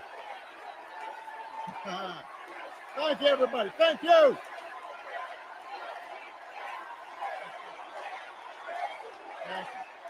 Thank you. All right. That's enough. Thank you. Chicago, it's good to be home.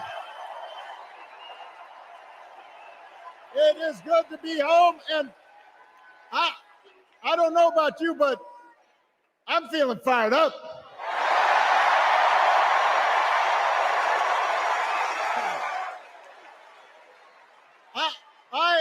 am feeling ready to go.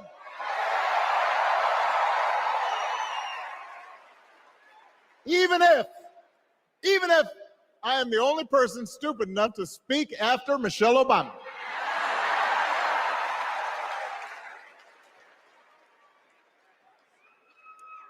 I am feeling hopeful because this convention has always been pretty good to kids with funny names who believe in a country where anything is possible. Because we have a chance to elect someone who has spent her entire life trying to give people the same chances America gave her. Someone who sees you and hears you and will get up every single day and fight for you. The next president of the United States of America, Kamala Harris.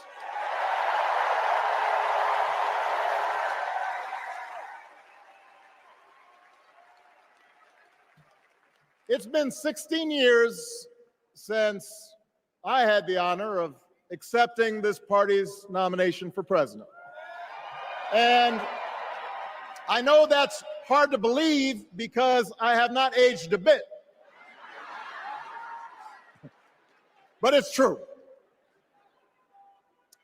And looking back, I can say without question that my first big decision as your nominee turned out to be one of my best. And that was asking Joe Biden to serve by my side as vice president.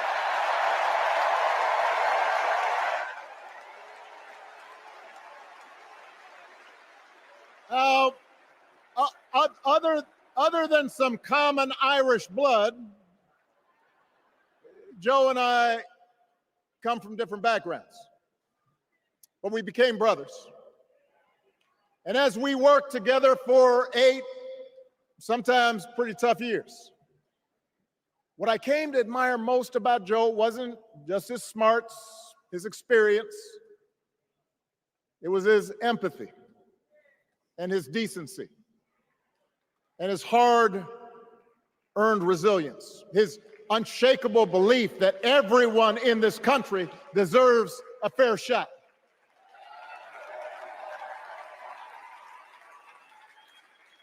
And over the last 4 years, those are the values America has needed most. At a time when millions of our fellow citizens were sick and dying, we needed a leader with the character to put politics aside and do what was right. At a time when our economy was reeling, we needed a leader with the determination to drive what would become the world's strongest recovery. 15 million jobs, higher wages, lower healthcare costs.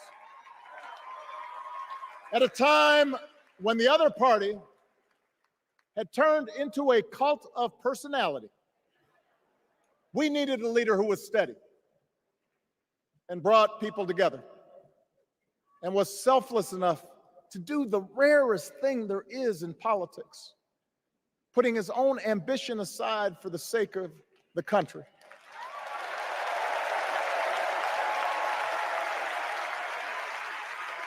History will remember Joe Biden as an outstanding president who defended democracy at a moment of great danger.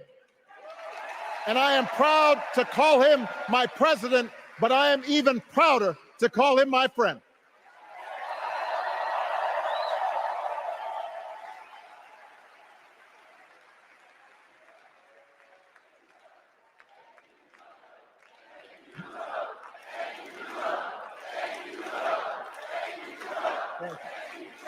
Now, the torch has been passed. Now it is up to all of us to fight for the America we believe in. And make no mistake, it will be a fight. For all the incredible energy we've been able to generate over the last few weeks, for all the rallies and the memes, this will still be a tight race in a closely divided country. A country where too many Americans are still struggling.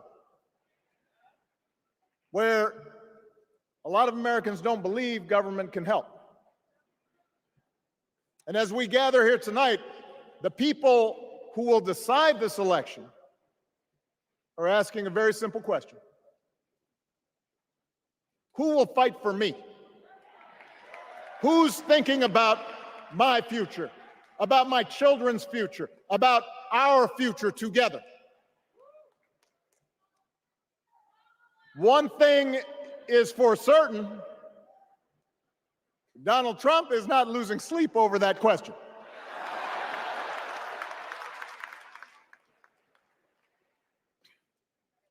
Here's a 78-year-old billionaire who has not stopped whining about his problems since he rode down his golden escalator 9 years ago.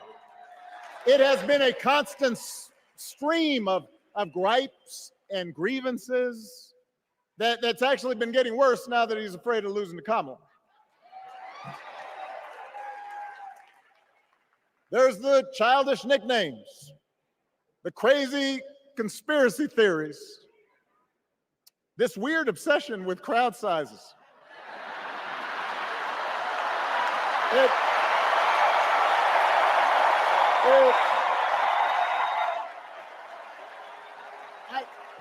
It just goes on and on and on.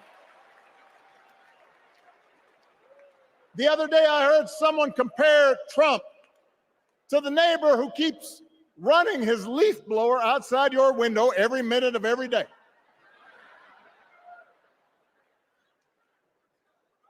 Now, from a neighbor, that's exhausting. From a president, it's just dangerous.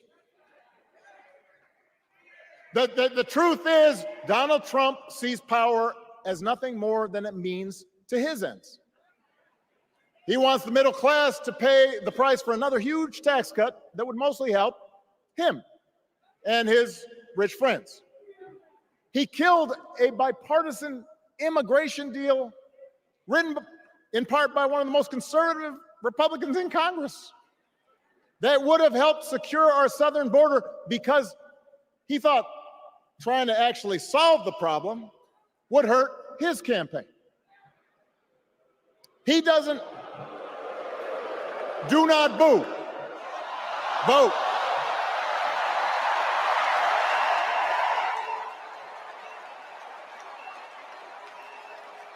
He doesn't seem to care if more women lose their reproductive freedom since it won't affect his life. And most of all, Donald Trump wants us to think that this country is hopelessly divided between us and them, between the real Americans, who of course support him, and the outsiders who don't. And he wants you to think that you'll be richer and safer if you will just give him the power to put those other people back in their place. It is one of the oldest tricks in politics from a guy whose act has, let's face it, gotten pretty stale. We do not need 4 more years of bluster and bumbling and chaos. We have seen that movie before, and we all know that the sequel is usually worse.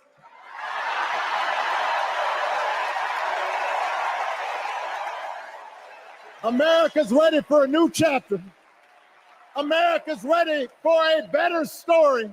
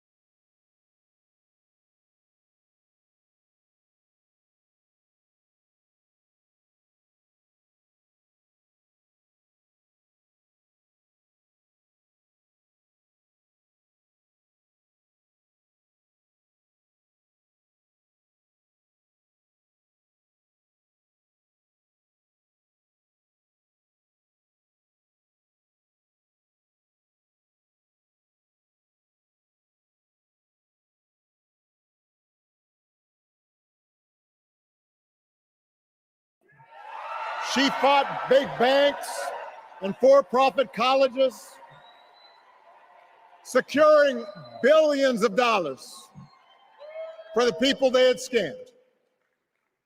After the home mortgage crisis, she pushed me and my administration hard to make sure homeowners got a fair settlement. Didn't matter that I was a Democrat. Didn't matter that she had knocked on doors for my campaign in Iowa. She was going to fight to get as much relief as possible for the families who deserved it.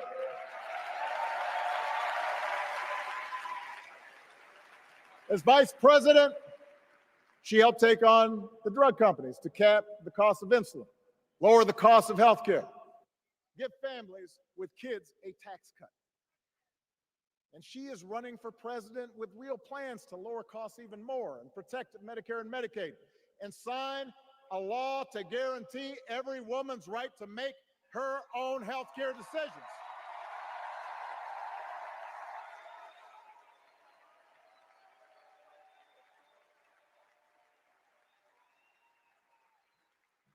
In other words, Kamala Harris won't be focused on her problems.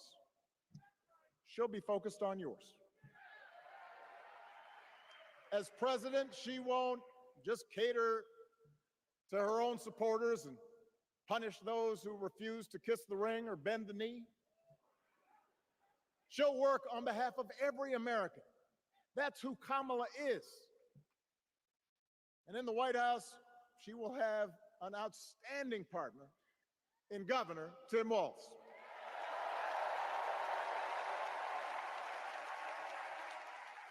Let me tell you something. Let me tell you something. I love this guy. Tim is the kind of person who should be in politics. Born in a small town, served his country, taught kids, coached football, took care of his neighbors. He knows who he is, and he knows what's important. You can tell those flannel shirts he wears don't come from some political consultant. They come from his closet, and they have been through some stuff.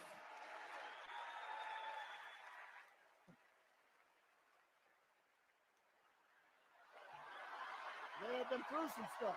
That's right.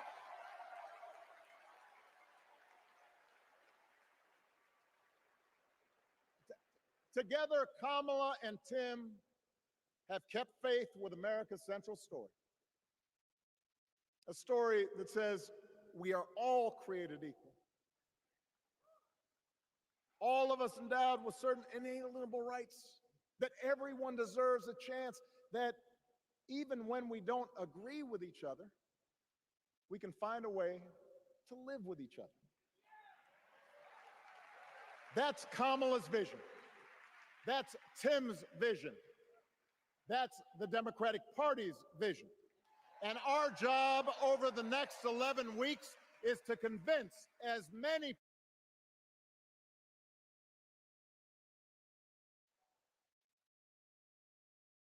Now, it won't be easy.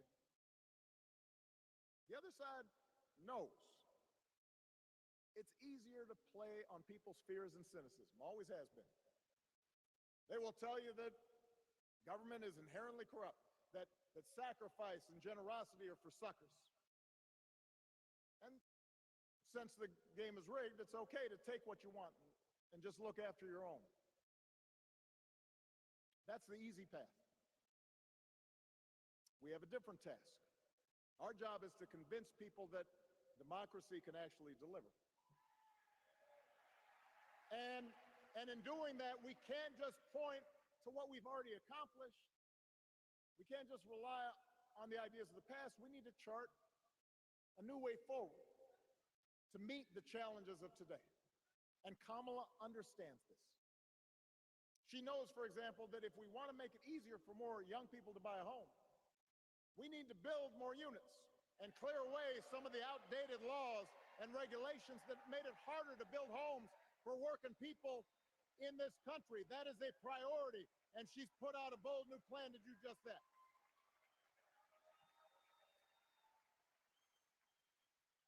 On health care, we should all be proud of the enormous progress that we've made through the Affordable Care Act, providing millions of people access to affordable coverage, protecting millions more from unscrupulous insurance practices. I noticed, by the way, that since it's become popular, they don't call it Obamacare no more.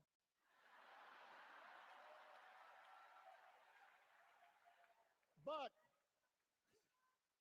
Kamala knows we can't stop there, which is why she'll keep working to limit out-of-pocket costs. Kamala knows that if we want to help people get ahead, we need to put a college degree within reach of more Americans. But she also knows college shouldn't be the only ticket to the middle class. We need to follow the lead of governors like Tim Walz, who said, if you've got the skills and the drive, you shouldn't need a degree to work for state government. And in this new economy, we need a president who actually cares about the millions of people all across this country who wake up every single day to do the essential, often thankless work, to care for our sick, to clean our streets, to deliver our packages. We need a president who will stand up for their right to bargain for better wages and working conditions. And Kamala will be that president.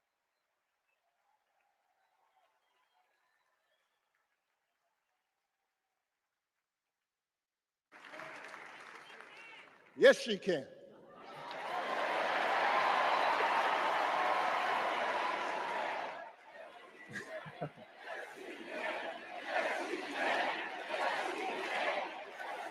Yes, she can.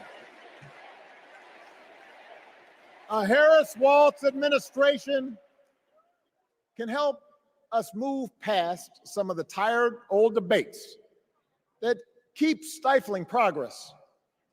Because at their core, Kamala and Tim understand that when everybody gets a fair shot, we are all better off. They understand that when every child gets a good education, the whole economy gets stronger. When women are paid the same as men for doing the same job, all families benefit.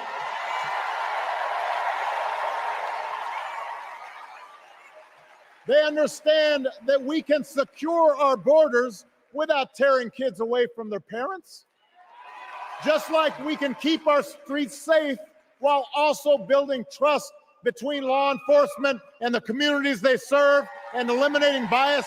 That will make it better for everybody.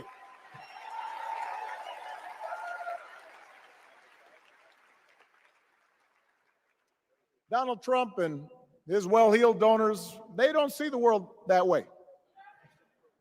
For them, one group's gains is necessarily another group's loss.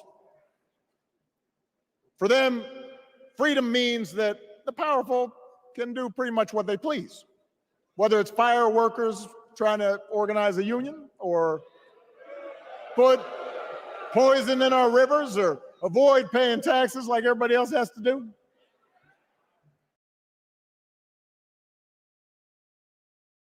Well, we have a broader idea of freedom. We believe in the freedom to provide for your family if you're willing to work hard. The freedom to breathe clean air and drink clean water and send your kids to school without worrying if they'll come home.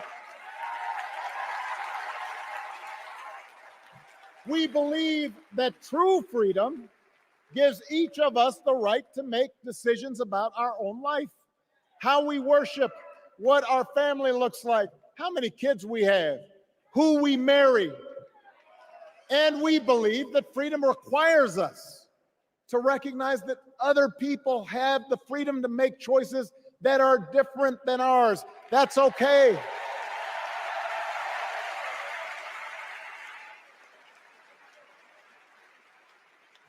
That's the America Kamala Harris and Tim Walz believe in. An America where we, the people, includes everyone. Because that's the only way this American experiment works. And despite what our politics might suggest, I think most Americans understand that. Democracy isn't just a bunch of abstract principles and dusty laws in some book somewhere. It's the values we live by. It's the way we treat each other, including those who don't look like us, or pray like us, or see the world exactly like we do.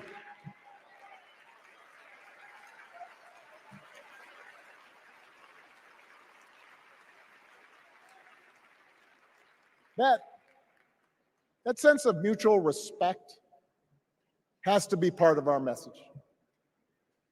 Our politics have become so polarized these days that all of us across the political spectrum seem so quick to assume the worst in others, unless they agree with us on every single issue.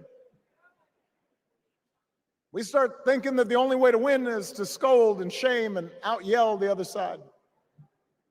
And after a while, regular folks just tune out, or they don't bother to vote.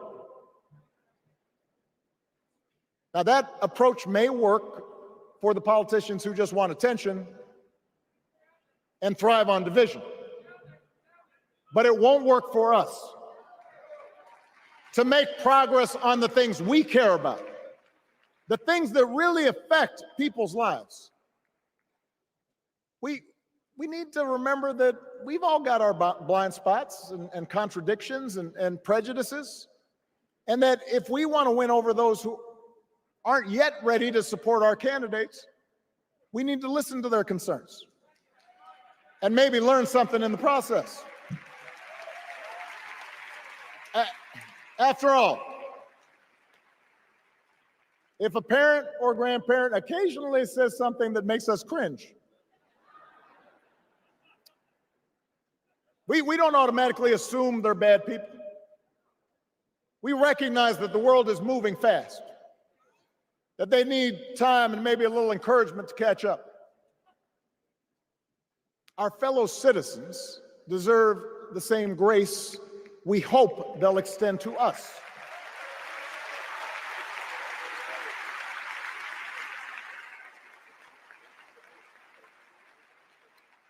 That's how we can build a true democratic majority, one that can get things done. And by the way, that does not just matter to the people in this country. The rest of the world is watching to see if we can actually pull this off.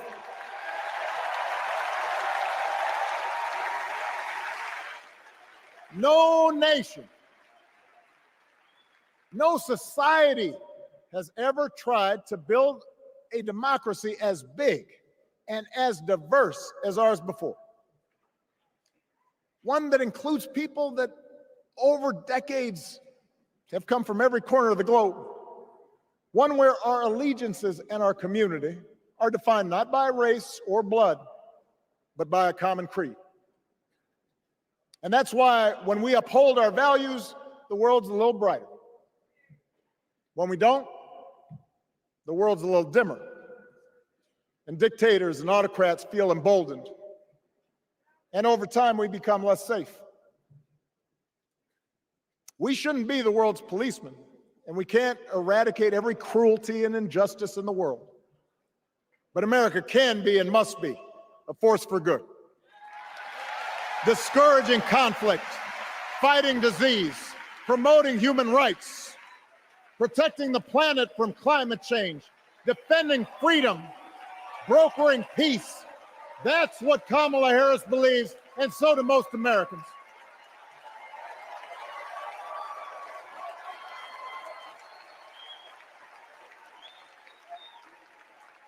Now,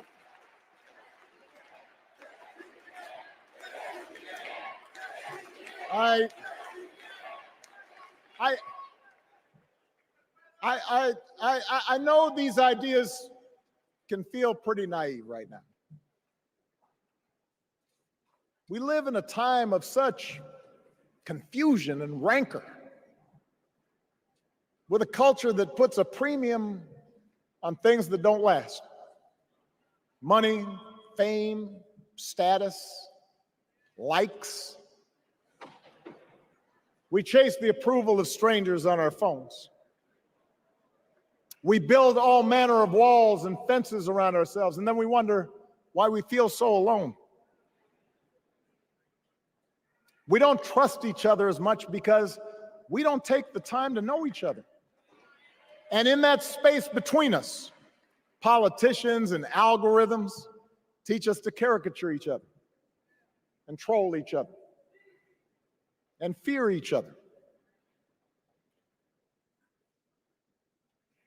But here's the good news, Chicago. All across America, in big cities and small towns, away from all the noise, the ties that bind us together are still there. We still coach Little League and look out for our elderly neighbors. We still feed the hungry in churches and mosques and synagogues and temples. We share the same pride when our Olympic athletes compete for the gold. Because the vast majority of us do not want to live in a country that's bitter and divided. We want something better. We want to be better. And the joy and the excitement that we're seeing around this campaign tells us we're not alone. You know, I've spent a lot of time thinking about this these past few months because, as Michelle mentioned, this summer we lost her mom, Ms. Marion Robinson. And I don't know that anybody has ever loved their mother-in-law any more than I love mine. Mostly it's because she was funny and wise and the least pretentious person I knew. That, and she always defended me with Michelle when I messed up. I'd hide behind her.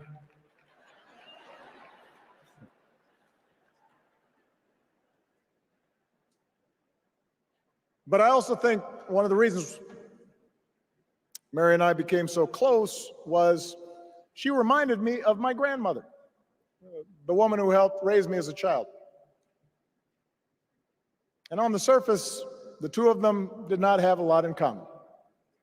One was a black woman from right here, south side of Chicago, right down the way. Went to Englewood High School. The other was a little old white lady born in a tiny town called Piru, Kansas.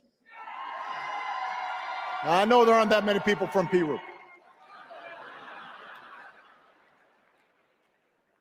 And yet they shared a basic outlook on life. They were strong, smart, resourceful women, full of common sense, who, regardless of the barriers they encountered, and women growing up in the 40s and 50s and 60s, they encountered barriers. They still went about their business without fuss or complaint and provided an unshakable foundation of love for their children and their grandchildren. In that sense, they both represented an entire generation of working people who, through war and depression, discrimination and limited opportunity, helped build this country. A lot of them toiled every day at jobs that were often too small for them and didn't pay a lot. They willingly went without just to keep a roof over the family's heads, just to give their children something better. But they knew what was true. They knew what mattered. Things like honesty and integrity, kindness and hard work. They weren't impressed with braggarts or bullies. They didn't think putting other people down lifted you up or made you strong. They didn't spend a lot of time obsessing about what they didn't have. Instead, they appreciated what they did. They found pleasure in simple things. A card game with friends, a good meal, and laughter around the kitchen table. Helping others. And most of all, seeing their children do things and go places that they would have never imagined for themselves.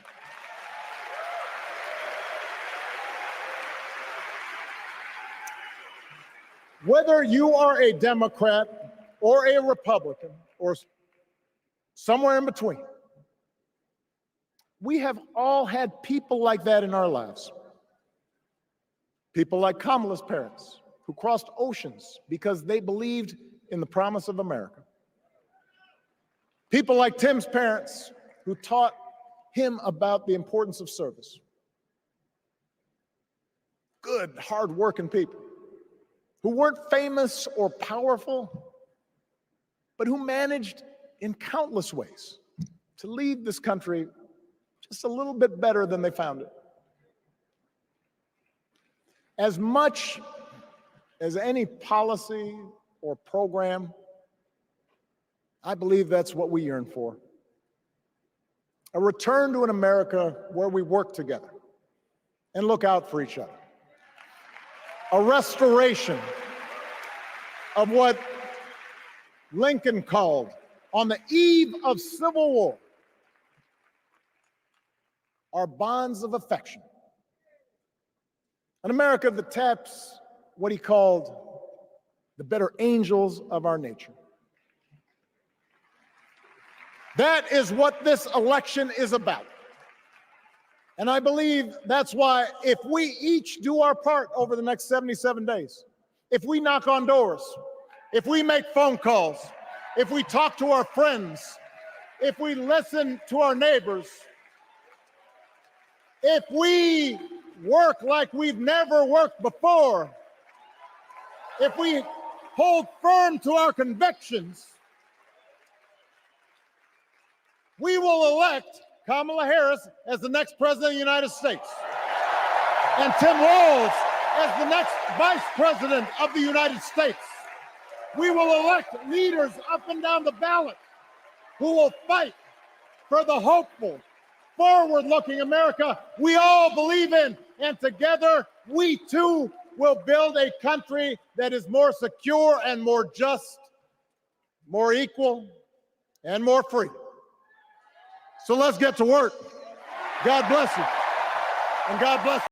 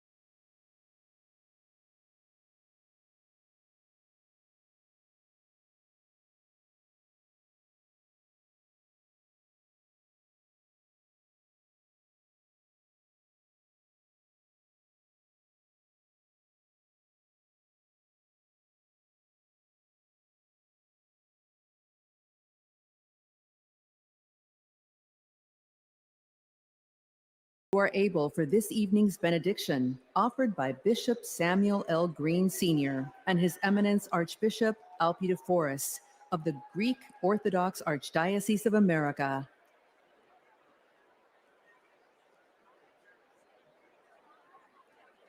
God of our weary years, God of our silent tears, Thou who has brought us thus far along the way, You are the one who broods over the days of our lives, and without You, we would be nothing. So we lift our hopes and hearts to Thee, and we pause tonight to say thank You. Thank you for loving us. Thank you for not giving up on us. Thank you for giving this nation the benefits of your mercy, because all of us can feel that something enthusiastic is rising in the soul of America. And all of us can tell that the tyranny of resentment has finally met its match. The candidacy of Kamala Harris has ignited an era of joy across America. Tonight, we thank you that even in the darkest of our pessimistic nights, love has not failed us and hope has stood its ground. We who gather do so with audacity to believe that there will be compassion in America. So God, deliver us from racism. Deliver us from sexism. Deliver us from evil. And keep us forever in the path we pray. Amen.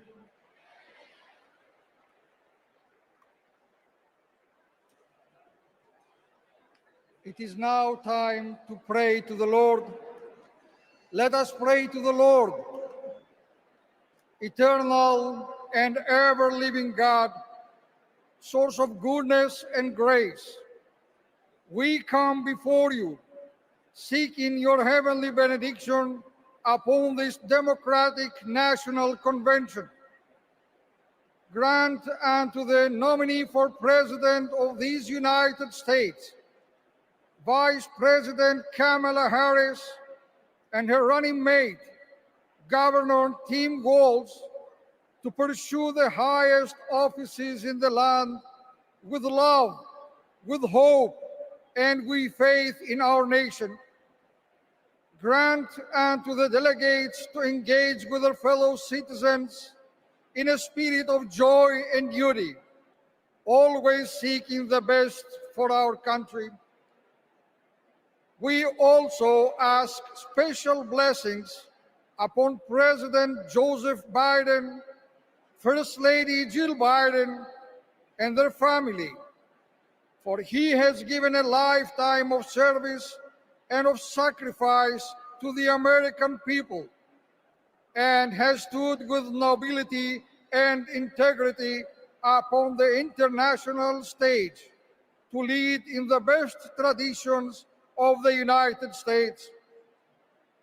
Finally, we ask that you protect and defend the armed forces who protect and defend us, so that in peace and security we may offer to you, the one true God, the praise that is in your due. Amen.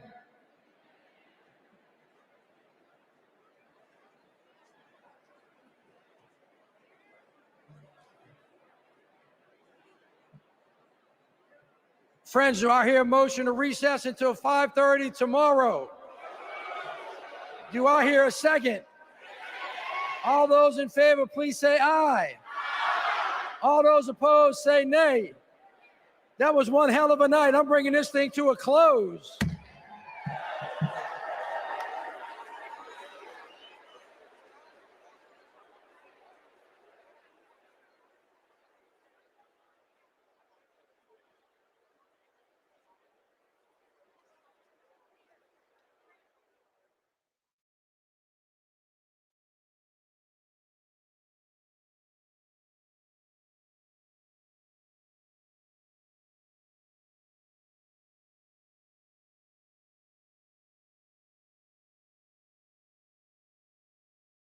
America, America, I gave my best to you.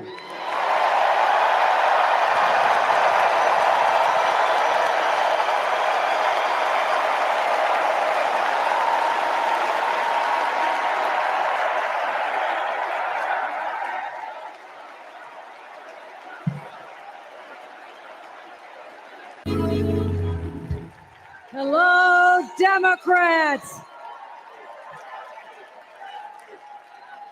Are you ready to elect Kamala Harris, the first president of the United States? Yes, you are. Yes, you are. Friends, like so many of us, my grandparents came from Ireland as teenagers with nothing but hope in their hearts and fire in their bellies. They built their lives in the promised land of Buffalo, New York. A union card meant good work at the steel plant. The steel plant that lifted my parents from living in a trailer to the middle class. Like other families in my blue-collar community, they believed that with hard work, they could build a better future, not just for themselves, but for those with less hope and less opportunity. I'm proud of my roots and the values I learned: grit, determination, compassion. Kamala Harris and Tim Walz grew up with those same values. And those values have always defined the people of my state. Well, most of us anyway. Donald Trump was born a New Yorker, but ended up a fraud, a philanderer, and a felon. He wasn't raised with the New York values that I know. He never had to worry about childcare costs or groceries or rent. He never had to worry about anything or anyone but himself.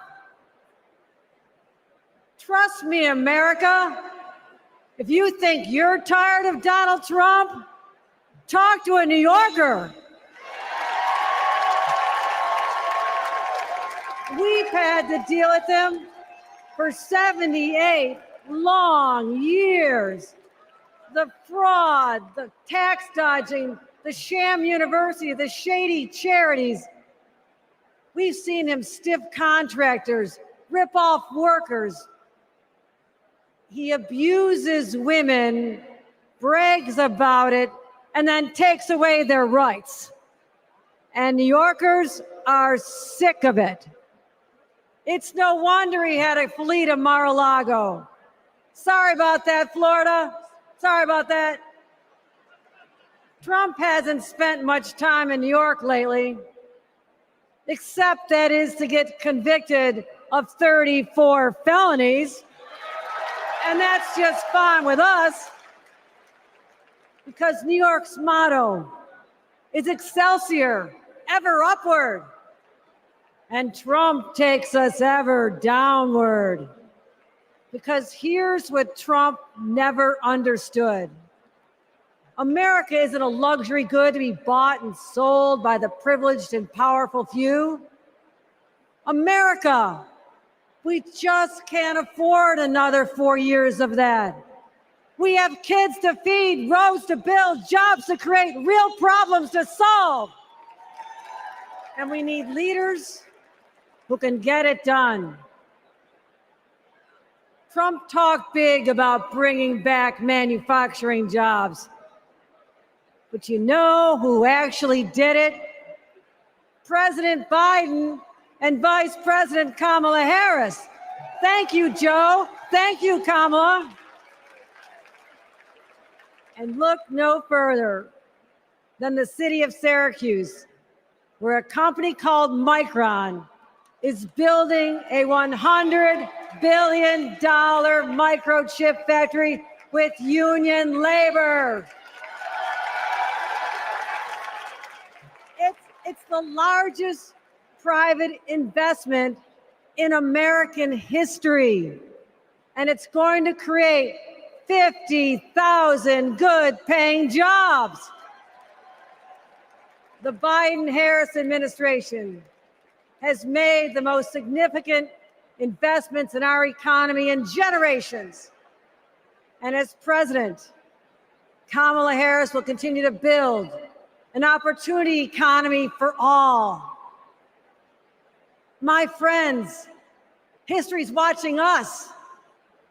Together, we must protect abortion rights. Together, we must protect the middle class. Together, we must protect the American dream. And together.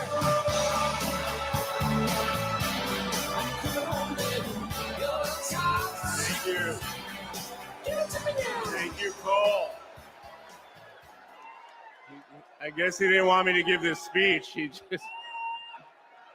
Thank you. Thank you so much. Hello. Thank you. Hello to my big, beautiful, blended family up there. I love you so much. Aren't you proud of Cole? Wow. And a special shout out to my mother. I see you. My mother is the only person in the whole world who thinks Kamala is the lucky one for marrying me. And to Kamala, who, well, we just saw where she is. She's out on the trail listening to and talking with voters. Honey, I can't wait for you to come back to Chicago because we're having a great time here.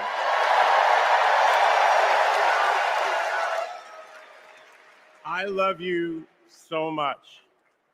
I'm so proud of how you're stepping up for all of us. But that's who she is. Wherever she's needed, however she's needed, Kamala rises to the occasion. And she did it for me and our family. And now that the country needs her, she's showing you what we already know. She's ready to lead. She brings both joy and toughness to this task, and she will be a great president we will all be proud of. Now, I'm the son of two Brooklynites, Mike and Barb. They've been together almost 70 years.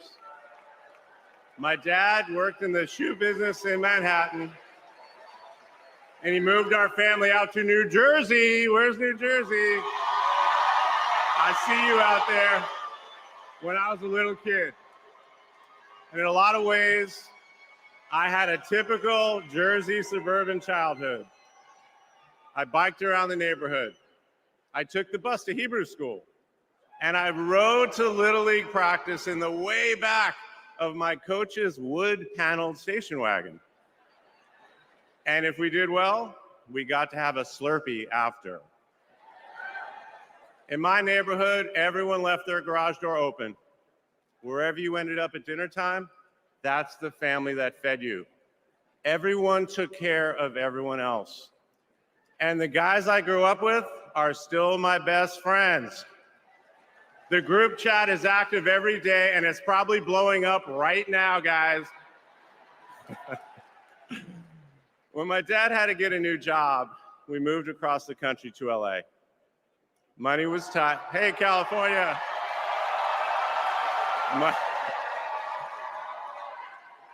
Money was tight, so I worked at McDonald's in high school for some extra cash. Not only was I Employee of the Month, but I still have the framed picture, which you just saw, and there was a ring, golden arches and all. And then I waited tables, parked cars. I was working full-time so I could afford to go to college part-time. And thanks to partial scholarships, student loans, and a little help from my dad, I got myself through law school. And I got my first job as a lawyer, which is also where I met the guys in my fantasy football league. And a lot has changed in our lives since the early 90s, but my team name is still Nirvana. Yes, after the band. I worked hard, and I love being a lawyer. And by the way, I still get to be part of the profession by teaching students at Georgetown Law School. I got married, became a dad to Cole and Ella, Unfortunately, I went through a divorce, but eventually started worrying about how I would make it all work. And that's when something unexpected happened. In 2013, I walked into a contentious client meeting. We worked through the issue, and by the end of the meeting, the now happy client offered to set me up on a blind date, which is how I ended up with Kamala Harris's phone number. Now, for generations, people have debated when to call the person you're being set up with. And never in history has anyone suggested 8:30 a.m. And yet, that's when I dialed. I got Kamala's voicemail and I just started rambling. Hey, it's Doug. I'm on my way to an early meeting. Again, it's Doug. I remember I was trying to grab the words out of the air and just put them back in my mouth. And for what seemed like far too many minutes, I hung up. By the way, Kamala saved that voicemail, and she makes me listen to it on every anniversary. But that message wasn't the only unusual thing about that day. Now, Kamala, who normally would have been working hard at her office, just happened to be waiting at her apartment for a contractor to do some work on her kitchen. I was eating at my desk, which was not a regular occurrence for a busy lawyer like me who appreciated a good business lunch. But that's when she called me back. And we talked for an hour, and we laughed. Well, you know that laugh. I love that laugh.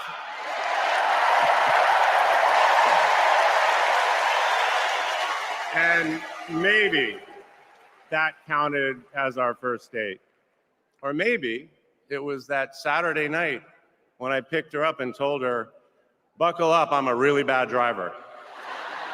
Because you can't hide anything from Kamala Harris, so you might as well own it.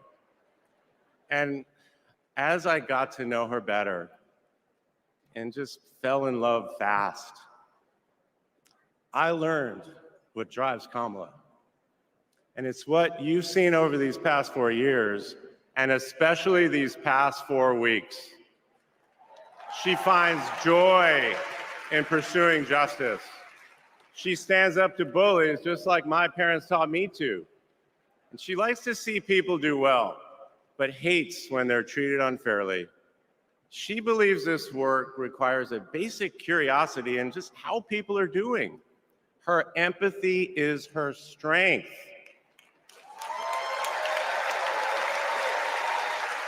Over the past decade, Kamala has connected me more deeply to my faith, even though it's not the same as hers. She comes to synagogue with me for high holiday services, and I go to church with her for Easter. I get to enjoy her mom's chili relleno recipe every Christmas, and she makes a mean brisket for Passover. It brings me right back to my grandmother's apartment in Brooklyn, you know, the one with the plastic-covered couches. But Kamala has fought against anti-Semitism and all forms of hate her whole career. She's the one who encouraged me as second gentleman to take up that fight, which is so personal to me. And those of you who belong to blended families know that they can be a little complicated. But as soon as our kids started calling her Mamala, I knew we'd be okay. Ella calls us a three-headed parenting machine. Kamala and Kirsten, thank you both. Thank you both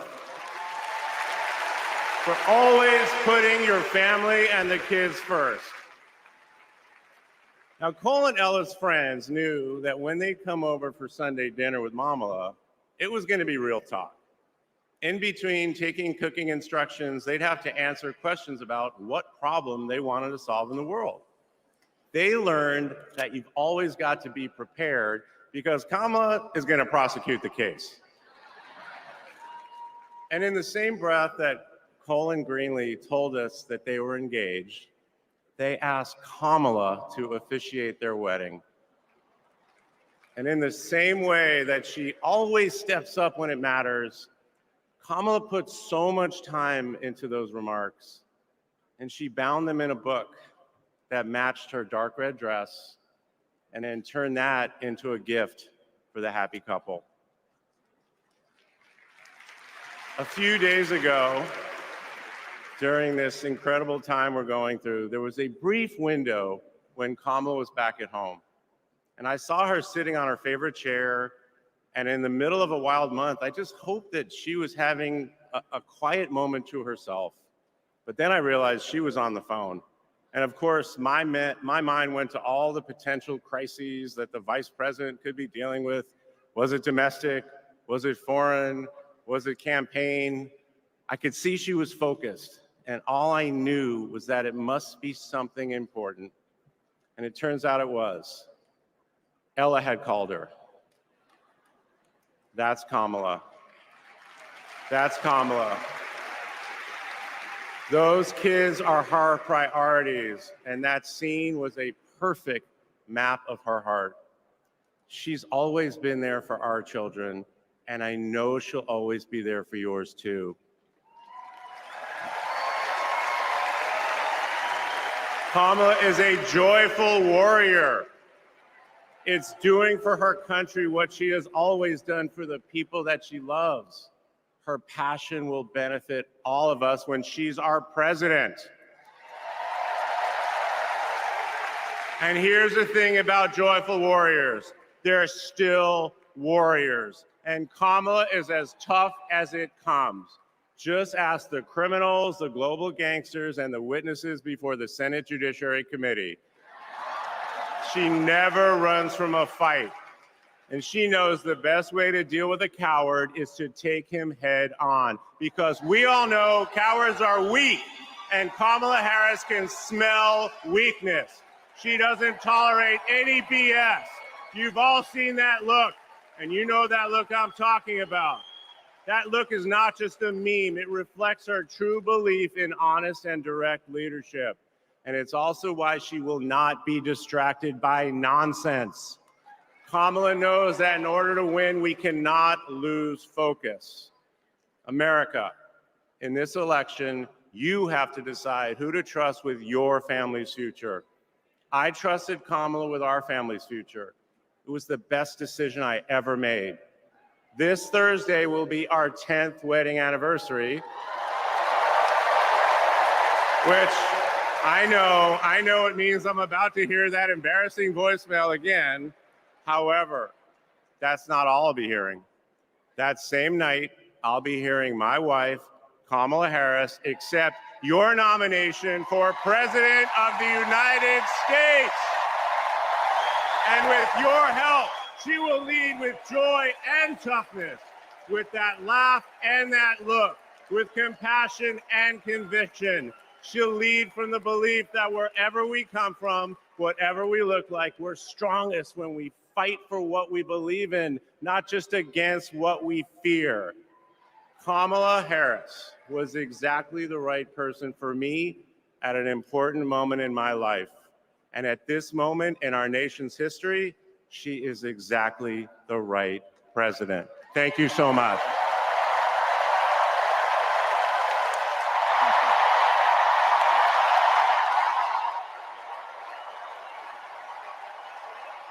Okay. We got a big night ahead. Thank you all so much. Thank you so much.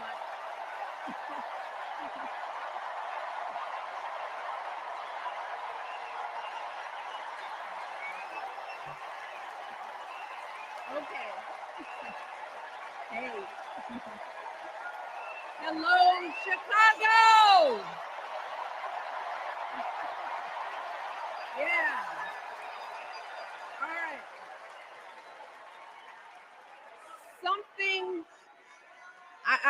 Something wonderfully magical is in the air, isn't it? Yeah. You know, we're feeling it here in this arena, but it's spreading all across this country we love. A familiar feeling that's been buried too deep for far too long. You know what I'm talking about. It's the contagious power of hope. The anticipation, the energy, the exhilaration of once again being on the cusp of a brighter day. The chance to vanquish the demons of fear, division, and hate that have consumed us and continue pursuing the unfinished promise of this great nation, the dream that our parents and grandparents fought and died and sacrificed for. America, hope is making a comeback.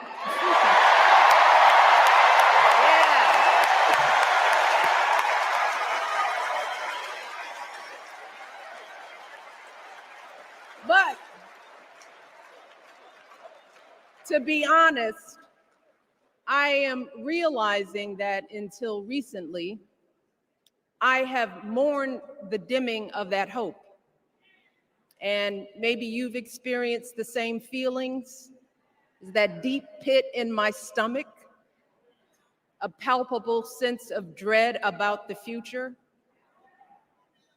And for me, that mourning has also been mixed with my own personal grief.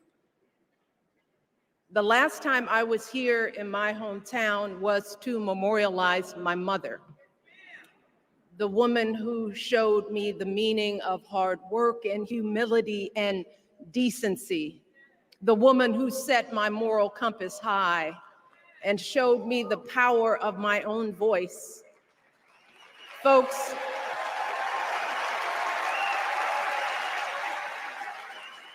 I still feel her loss so profoundly. I wasn't even sure if I'd be steady enough to stand before you tonight, but my heart compelled me to be here because of the sense of duty that I feel to honor her memory and to remind us all not to squander the sacrifices our elders made to give us a better future. You see, my mom, in her steady, quiet way, lived out that striving sense of hope every single day of her life. She believed that all children, all people have value, that anyone can succeed if given the opportunity. She and my father didn't aspire to be wealthy. In fact, they were suspicious of folks who took more than they needed. They understood that it wasn't enough for their kids to thrive if everyone else around us was drowning. So my mother volunteered at the local school. She always looked out for the other kids on the block. She was glad to do the thankless, unglamorous work that for generations has strengthened the fabric of this nation. The belief that if you do unto others, if you love thy neighbor, if you work and scrape and sacrifice, it will pay off. If not for you, then maybe for your children or your grandchildren. You see, those values have been passed on through family farms and factory towns, through tree-lined streets and crowded tenements, through prayer groups and National Guard units and social studies classrooms. Those were the values my mother poured into me until her very last breath.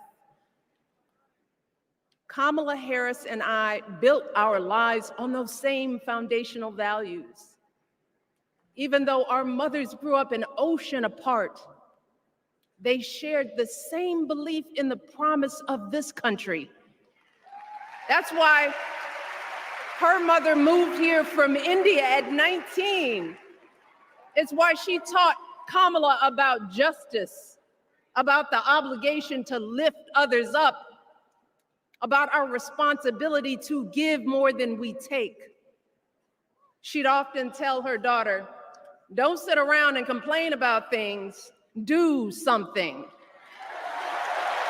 So, with that voice in her head, Kamala went out and she worked hard in school, graduating from an HBCU, earning her law degree at a state school. And then she went on to work for the people, fighting to hold lawbreakers accountable, strengthening the rule of law, fighting to get folks better wages, cheaper prescription drugs, a good education, decent health care, child care, elder care. From a middle-class household, Kamala worked her way up to become Vice President of the United States of America. My girl, Kamala Harris, is more than ready for this moment. She is one of the most qualified people ever to seek the office of the presidency. And she is one of the most dignified. A tribute to her mother, to my mother, and to your mother too. The embodiment of the stories we tell ourselves about this country. Her story is your story. It's my story. It's the story of the vast majority of Americans trying to build a better life. Look, Kamala knows, like we do, that regardless of where you come from, what you look like, who you love, how you worship, or what's in your bank account, we all deserve